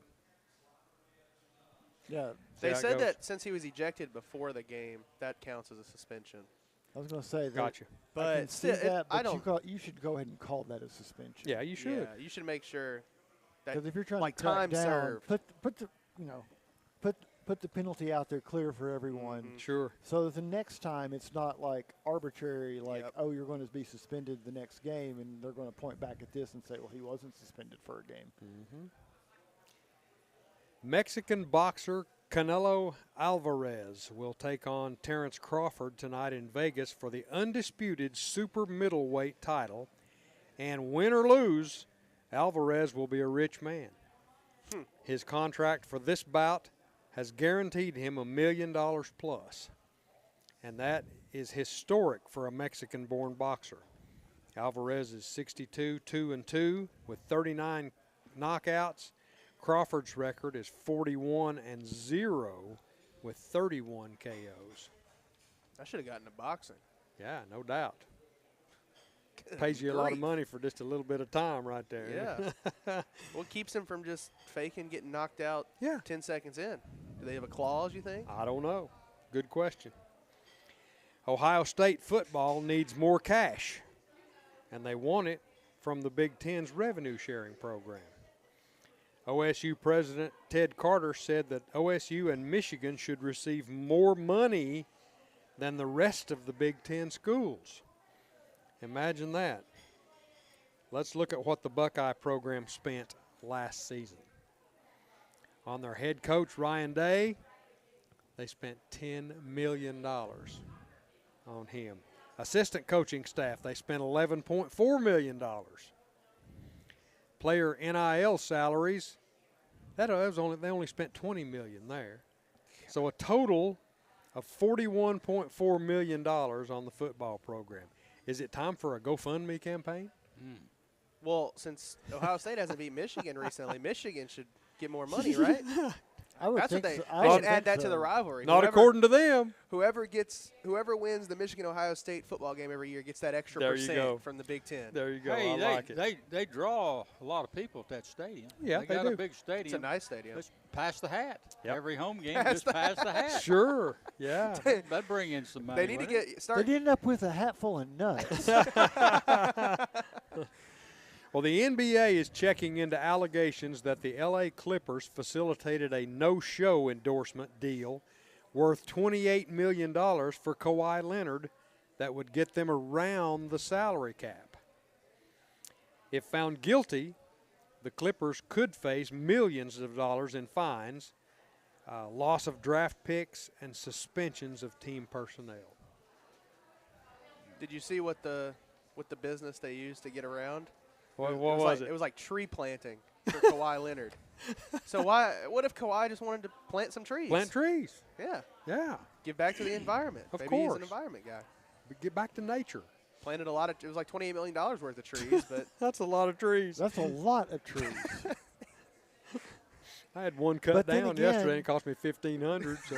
It's California, and they've got a lot of trees to replace. So. That's yeah, true. they do. And Kawhi is on. He could be on the front lines of replacing those trees for all we know. He could. You're right. You never We'll see know. what the investigation holds.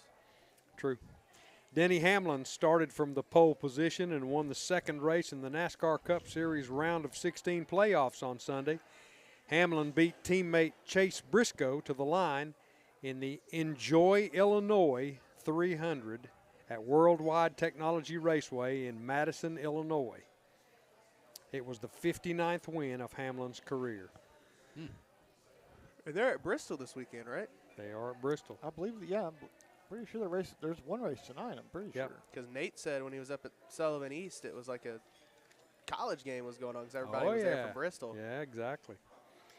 On this day in sports, September 13, 1902. Let's go all the way Wow. back to 1902. Oh, my. Infielders Joe Tinker, Johnny Evers, and Frank Chance debut as Cubs teammates, creating the famous double play combo, Tinker to Evers to Chance. Wow. That's the first I've heard of it. Yeah, I How wasn't. about you, That's a Caleb? long time ago. Yeah. Sure is. 1909, Detroit's Ty Cobb clinches the American League home run title with his 9th home run, all inside the park for the season. Wow, you don't see much of that anymore. You don't. Absolutely. 1934, Major League Baseball commish Kennesaw Mountain Landis sells World Series broadcast rights to Ford for $100,000. Well, that looks like a bargain now. It does indeed. 1936, 17-year-old Indians Hall of Fame pitcher, future Hall of Famer Bob Feller, strikes out 17 Philadelphia A's in a 5-2 win in Cleveland. Rapid Bob. Rapid Bob. Yeah, he had a great career. He was a And great threw pitcher. in some military service Sure did. with all of that. 1958, jumped to 58 there. Braves' Warren Spahn is the first lefty to win 20 games or more in his career. He did it 9 times. 9 times. Yep, 20-game winner. 1965, getting more into our era of remembrance now. I was in high school. Yeah, Willie Mays hits his career home run number 500 on this day. 1969, Giants' Bobby Bonds becomes baseball's 4th 40-home run, 30-steal player. Pretty good season. 1971, Frank Robinson hits home run number 500 on today's date. Now you think of Aaron Judd. Yes, you do. Now you're thinking these guys getting up around 500. Yeah. That's Crazy. No kidding. Yeah.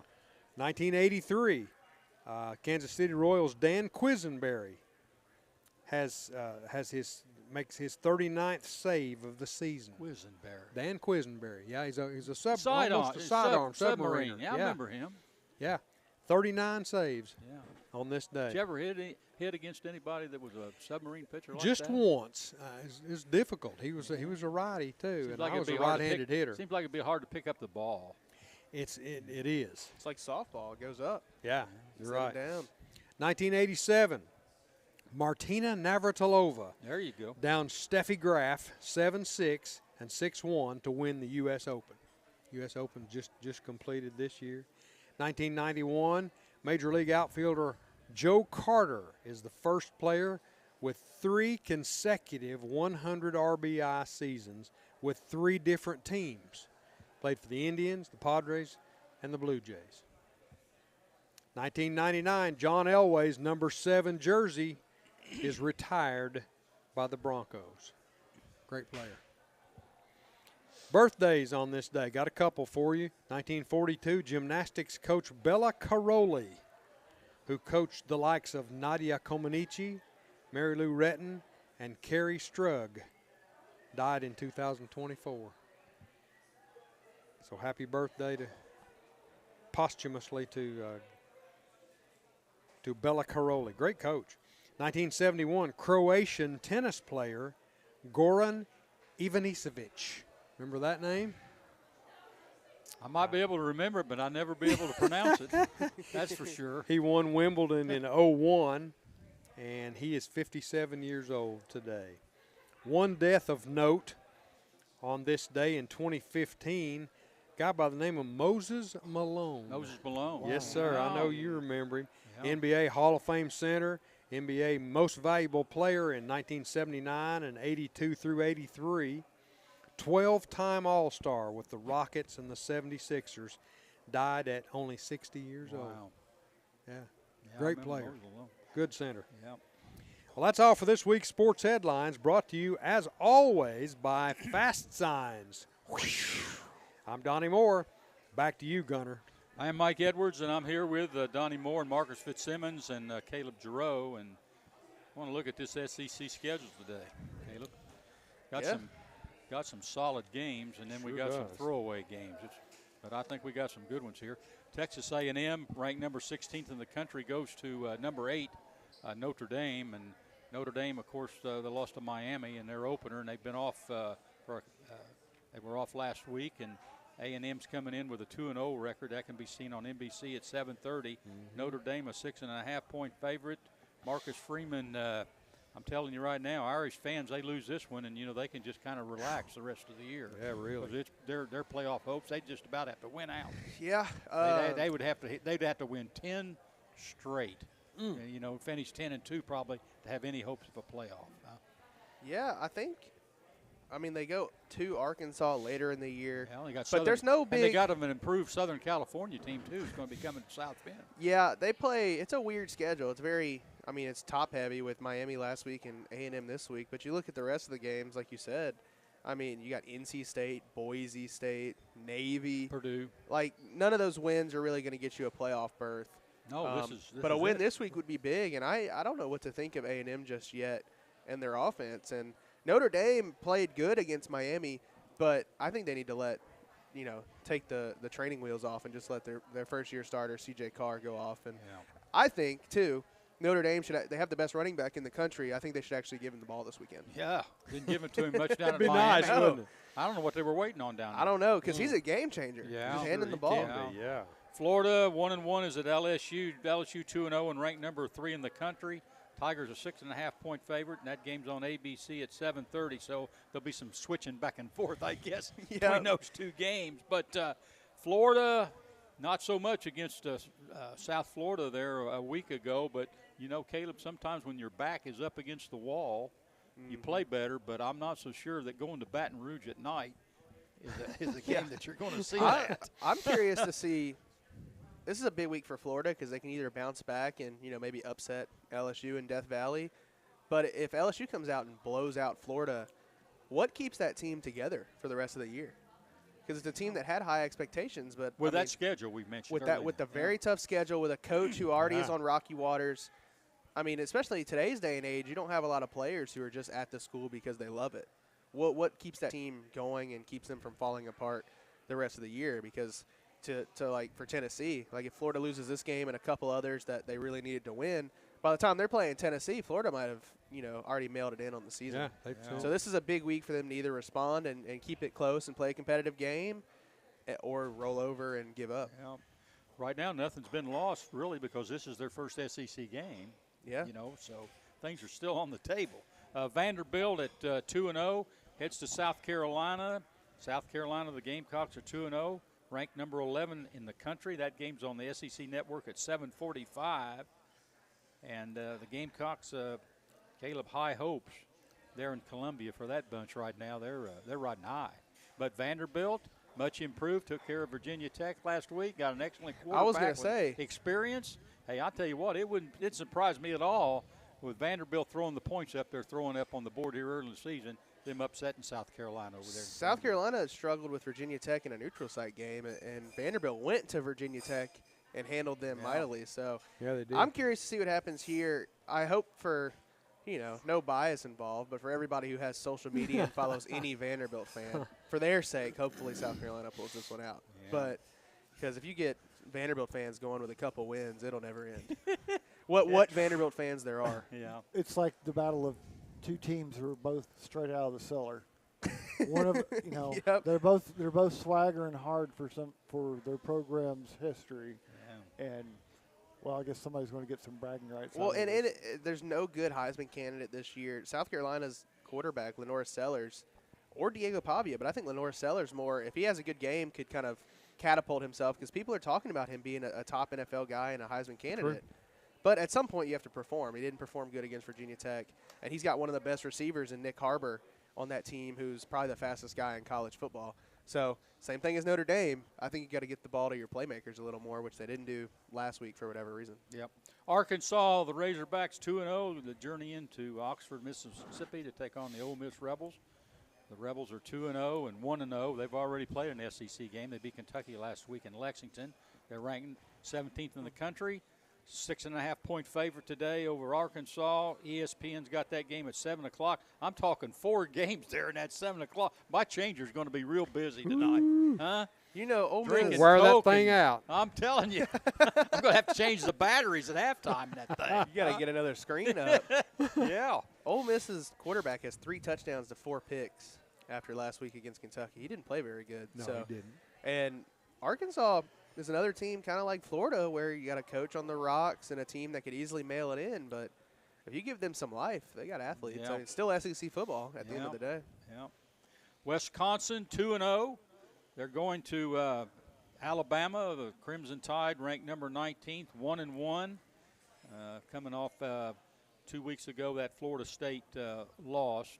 They're favored by 19.5 points against the Badgers. That game's at high noon today on ABC. This is kind of refreshing. This is a return game. Alabama went to Madison last year to play Wisconsin. Wisconsin coming down to play Alabama in Tuscaloosa this year.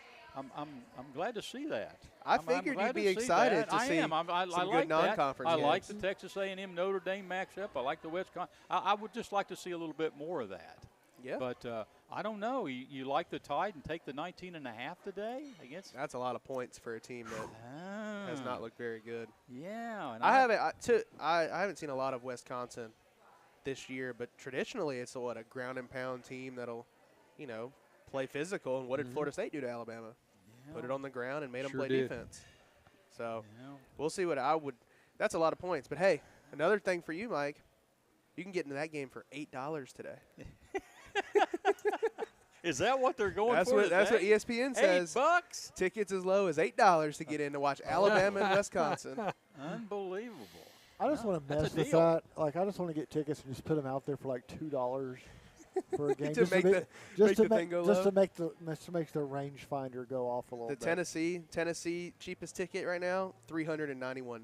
$391, almost Oh, $400. man. Well, we saw somebody there this morning. I saw where somebody had 2 tickets for $900. So That might be a deal. That's not far off, but Goodness. I don't know. Well, at least the weather's nice today. Yeah, no rain. No rain. No rain and no in the FCS forecast. opponent. And that line has dropped, by the way, Caleb. The Yep. Tennessee-Georgia line's dropped to 3.5. I think it opened So- this week at 6, so it continues to drop as Yeah. we get closer. Hey, we got some throwaway games. Oklahoma and Temple. Oklahoma's going to Temple. Yeah, why is that?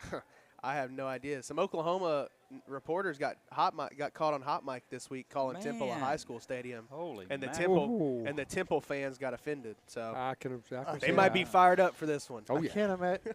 You mean they weren't like, well, yeah. they tarp off the top. So because they play at the Eagles Stadium, so they usually put a tarp on the upper deck. That's a weird game. We've seen that a lot this year. Mississippi State opened the year at Southern Mississippi. I don't know. That's true. They did. Would you rather play a neutral site or end up playing at a team like that, Mike? I don't have any idea. I neutral site. Yeah. But I looked at that and I'm going, Oklahoma. God, what's going on here? But Oklahoma's number 13, and they seem to be improving. You know, they got the big win against Michigan. They've got last a week. good offensive coordinator and a great quarterback. Yeah. So that game is turning into one that Tennessee's going to end up circling whenever they come to town. South Alabama's at Auburn. Auburn's 2-0, ranked number 24 in the country. Louisiana Lafayette is at Missouri. Missouri ranked number 25, and UTEP is at Texas. Texas is ranked number 7. I look for another big day for Archie Manning down there at Texas today. They've got 3 after the Ohio State game. They've got 3 cupcakes in a row on their schedule. Needs them now. They got another cupcake next week, so it's going to be 96 degrees. He's going to get at that game. Yeah, boy. Well, score early and get everybody out of there. Alcorn State is at Mississippi State. Alcorn State is at Mississippi State, and of course Mississippi State got the win last week. Was it against Arizona? Arizona State. Arizona State. Didn't win. They charged the field. Yeah, a ranked team. Ranked team. Yeah, they got penalty. They got they paid the fine gladly. Yep. That's been a long time. Probably been a long time since Mississippi State stormed the field. I think they got one for storming the court. Would probably be the last one. Yeah. They haven't done anything. Can they? Do they bring the cowbells with them when they come over the side, or do they leave them in the stands? Oh, you got everybody. They got like personalized cowbells. You can get your name on them. They got like the frats and sororities on them. Thousands of those things. Hey, you know, they have a couple of good weeks. You know, they could be unbeaten when Tennessee goes down there to play them in Starkville here. Yeah, and it'll get. I think that's 2 weeks from now. Tennessee plays UAB next week, and then I don't know if they got a week off a week, and then they go to Mississippi State. But wouldn't that be something if both Mississippi State and Tennessee was undefeated going to start game day in Starkville, Mississippi? I take it back. Their off week is after Mississippi State. Okay, so you'll have a week to sit on whatever happens down there. So. Yeah, so you could look at it. That I'm hoping for that. I'd like to see an undefeated Mississippi State against an undefeated Tennessee. That's just what everybody predicted coming into the year. Yeah, exactly. Eastern Michigan at Kentucky. Kentucky, a little bit of a hangover, from losing to Ole Miss last week. And that's another coach up there that's walking the Kentucky fine might line. just be in forever hangover. Their offense is tough to watch. Yeah. So, anyway, we got those games and throwaway games or whatever you want to call them. I don't see anybody there that should have any real problems, but we don't know. Otherwise, I think the slate looks pretty good on the upper half, except I don't like all those. I was saying you might have to wait till dark. All the same games playing at the same time. We'll call them non-pivotal games, Mike. Yeah. Yeah, no throwaways. Yeah.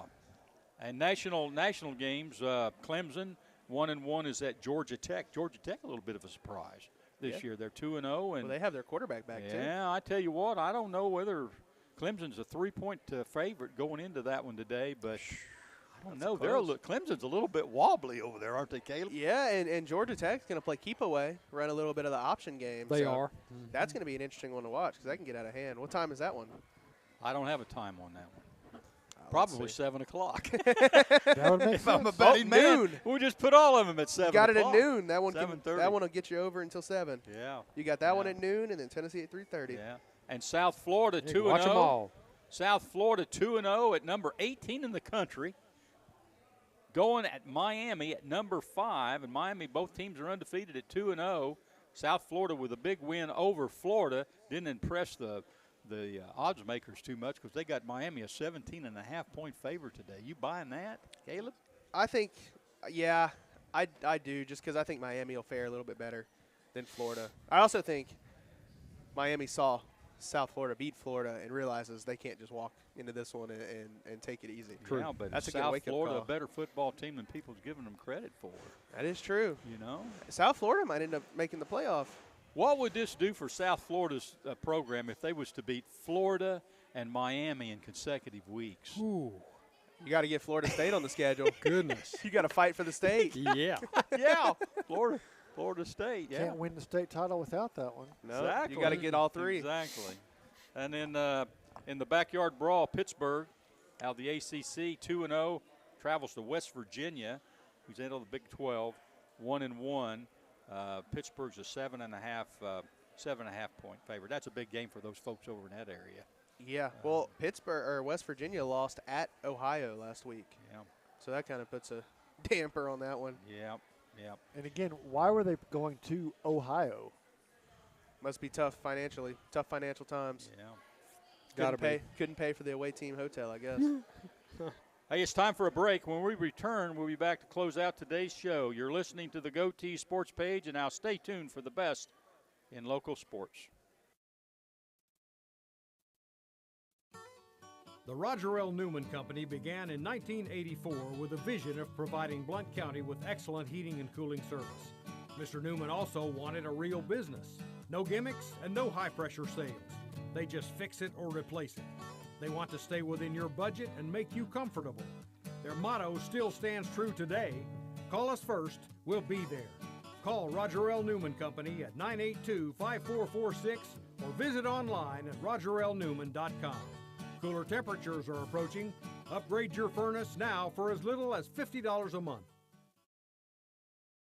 For over 50 years and 3 generations, the people of Blount County have trusted Stevenson Tire with their vehicles and their families. Our mission has always been simple: to provide quality products at reasonable prices with exceptional customer service. Featuring tire products from Michelin, BF Goodrich, Uniroyal, Bridgestone, Firestone, and Yokohama, Stevenson Tire also offers alignment and brake services at affordable prices. Stevenson Tire Company, 2411 East Broadway Avenue in Maryville. Call 983-1621 or online at stevensontire.net.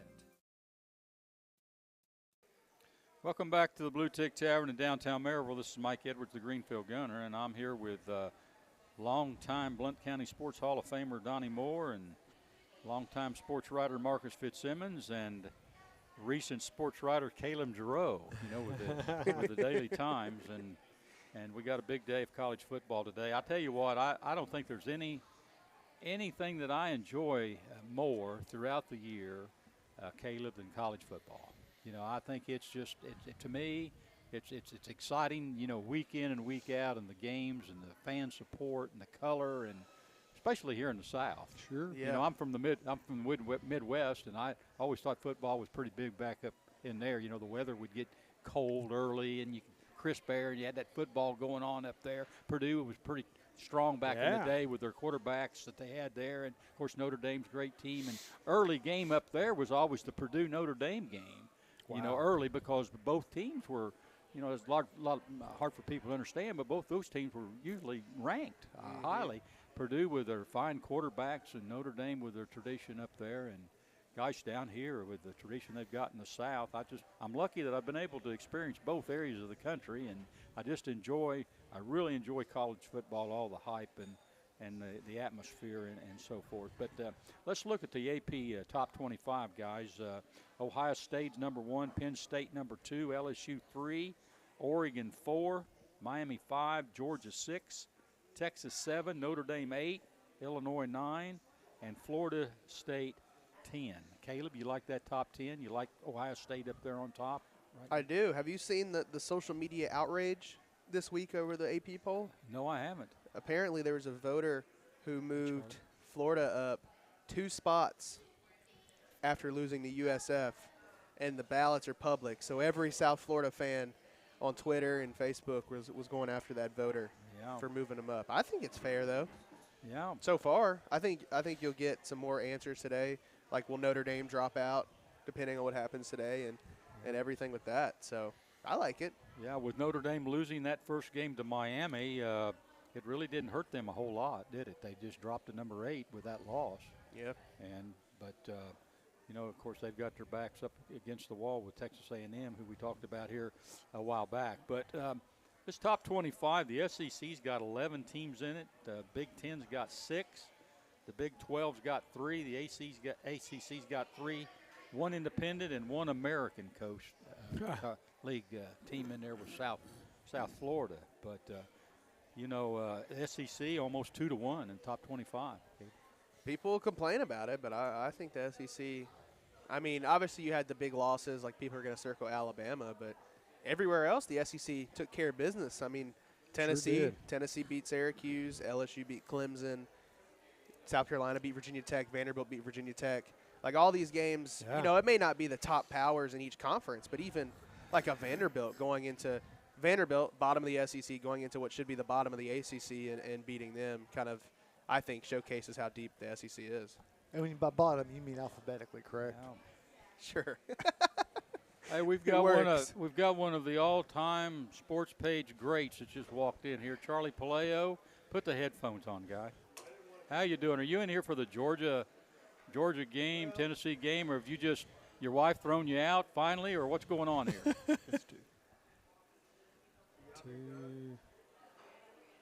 Donnie's off. Yep, you're set to go. No, the whole crew's been up in Wares Valley for the weekend, and some are going to the game, and I'm on my way back to Georgia.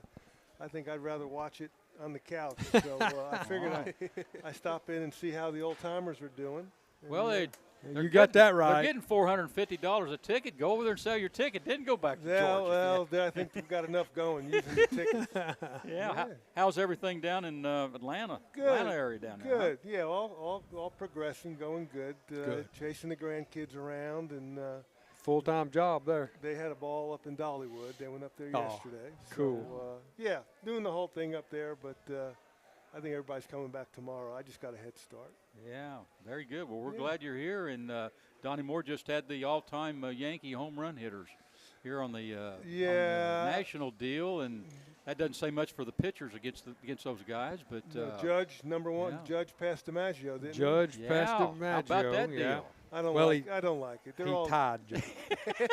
I mean, I got in an argument with my brother last night, and the same thing. He was saying how Judge is the man. I said, well, you can't put him before Ruth and Gehrig and DiMaggio. There's no way. I wouldn't do it. Yeah. Plus, he's probably cheating like the rest of them. Yeah, and it looks like a lot of home runs. Probably. Then they started talking about Lou Gehrig and how many Babe Ruth's hit, and some of those guys. And that Ruth record looks unbelievable, compared to some of this. I can't mention him with those guys yet. He's got a long way. I don't care if he hits 800. I still wouldn't mention him. I asked Donnie if Babe Ruth was playing today with the juiced-up ball in 162 games, where would he be at with the home runs? Donnie wasn't real sure how to answer that question. He could Marcus was lost. That's for sure. Be unbelievable with him, what wouldn't it? What did he hit? He hit like over, 40 home runs with 30 or 40 home runs, 9 seasons in a row. Yeah, crazy thing. Yeah, no, he had a good swing, the Sultan of SWAT. Sure did. But Mantle's no slouch either. He hit 536 in his career. Mantle to me, he faded a lot at the end. He did. But you can't. DiMaggio and Gehrig and Ruth, that's royalty that you can't put anybody with. You're exactly right. Charlie, you've been down there in Georgia country all week. What are they saying down there across the border about this game today? Well, they're thinking Smart is sandbagging the first two games. He's not showing much. They're a little leery about the Georgia running attack and their wide receivers. They're kind of the performance against the power of Austin Peay didn't no. The talk shows down there are very, very much in agreement that it's going to be a tight ball game. So Tennessee's 3.5 favorite, or Georgia's favorite? Georgia's 3.5. Georgia's 3.5. It'd be hard not to take Tennessee at home getting 3.5 points. It would. Yeah. And we were talking about Tennessee. You got family over there. Will they be storming the field today? If Tennessee no. My son-in-law, last time he went up there, he wore some Georgia stuff, and he got yelled at by Tennessee fans. So I think – Is he a Georgia fan? Yeah. Well, he went to school in Florida Atlantic, I believe, is where he graduated from. But, he lived in Georgia his whole life. Yeah. So, so he got in a little hot water with some Tennessee fan behind him until Georgia pulled away, and then the guy shut up, I guess. Oh, good. I bet. No, they'll be, Mickey and everybody and their sister, they'll all be geared up in their Tennessee stuff and looking for a win. But of course they will. If it gets close, though, they'll go in the bathroom and hide. Yeah. We were talking about this game being the other game that comes close to this was the game that Tennessee played Alabama and won. Right. But that was a longer losing streak against Alabama, but they've lost 8 straight times to Georgia. So I'll ask you the question: how do you compare this game going in to that Alabama game going in? I think a lot is riding, because if Tennessee wins, a lot of that attention is going to come to them. If Georgia wins, it's kind of like another game. But if Tennessee wins, now all that spotlight is coming back, like after they beat Alabama. Yeah. You know, Alabama's still, I think, they're number one. You know. Yeah. And it was rival, the Alabama game was further into the year. Yes. Both teams had played more games, and you kind of knew where each team was going in. You really don't know where these two teams are. No. I mean, Tennessee 72 points last week. I mean, is that legitimate? I mean, can their receivers get open? Is Aguilar throwing the ball just up in the air, and these guys can't, find it? And these Tennessee receivers are finding it. I think they'll be tested today. Yeah. What do you think about the two quarterbacks? You give anybody an advantage there? I really haven't seen the Georgia kid throw much, but they like him. They like him a lot. Yeah. They like his arm. They think the thing is, can he get receivers get open, getting the ball? But I think this kid Aguilar I like him much better than Nico. The Nico, California. Yeah, this guy can throw the ball down the field a little bit, a little excitement. He's not scared to let it rip. He sure isn't. No, he's 24 years old. Gosh, he's been around 10 years in SEC football. Yeah. Charlie, Major League Baseball. Interesting. What's your thoughts? Gosh, look at that. What is that division with Seattle and Houston and Texas within 2 games? Yeah, that's a great close race. A great race. I mean, the Dodgers and San Diego, up Giants have gotten hot too. Cubs are improved. Cubs have a good club. Yeah. And Milwaukee just got swept by Texas, which really, they hadn't been swept all year. But Milwaukee's got a great team. The Braves, 22 games out. Yeah, what's going on down there with the Braves? Well, the whole starting pitching, the whole rotation's got Tommy John or some kind of they're problem. all hurt. And they can't hit, they can't hit and they can't pitch. That's kind of reminds me like 1988, 89, around that time. Where's Dale Murphy when you need him? That's it. Yeah. Bring him back. What about the Smokies Stadium? You been over to see the Smokies? No, but I've heard good things about it, and it seems like they've had a good year over there. Have you all been to watch any games over there? No, we haven't been over. Probably should do a show from over there. Get Brian to set it up. Yeah. He's got connections over there. Brian who? Oh, he hasn't shown up? The last time we saw Brian was our meeting. We had out at his place. When you were going to Atlanta. That was 4 years ago. But we will say, if you didn't know this, the Smokies are now on our station. Yeah. Yeah, that's true. Yeah, they announced their games on WKCE. Yeah. I mean, their season's wrapped up, but all summer Mid-Century Radio. Mid-Century Radio. That would be a good thing to do a show from over there one day, one afternoon, if they had day games. Now that you got your reputation up since you've left, are you ready to come back and commute, be with us on Saturdays? Maybe once a month or something? I've thought about it. Just tell me how do I have to negotiate get a couple hamburgers. Yeah, you can bring Bob Kessling with you. Remember the day we had Bob on? We brought him over here. Hadn't seen Bob. Ray, Bob hadn't been the same since that day. Absolutely not. If you want to go to the moment that Bob Kessling decided he was going to retire, pushed it his was retirement immediately day after doing this show that he started on that path. He says, I think I might have just time to go home and play with the grandkids. Yeah, he stepped in at the end, didn't he? Yeah, we had some good times. We talk about missing Lonnie and Ray. Yeah, they were a treat. They were. I mean, that really the interaction between those two was pretty good. Yeah, you just didn't know what you were going to get from one Saturday to the next. No. Charlie, it's good to see you. You too, guys. You're looking good. And, always.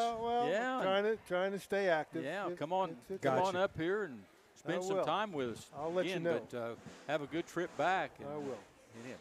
Donnie, is it time to head out? Last word. We just had the last time. word. The last word today was with Charlie Paleo today. Got it, man. Yeah. You got it. All well, right. it's time. Yep. Hey, that'll do it for today's edition of the GoTeez Sports Page. Thanks to Aaron Ishmael back at Loud Media, our host of the Blue Tick Tavern, and all our sponsors. For Donnie Moore, Marcus Fitzsimmons, Caleb Giroux, and Charlie Paleo, until next Saturday, this is Mike Edwards, the Greenfield Gunner, wishing everyone good sports. And that's the final whistle. Join us again next Saturday for the GoTeez Sports Page. The best in local sports since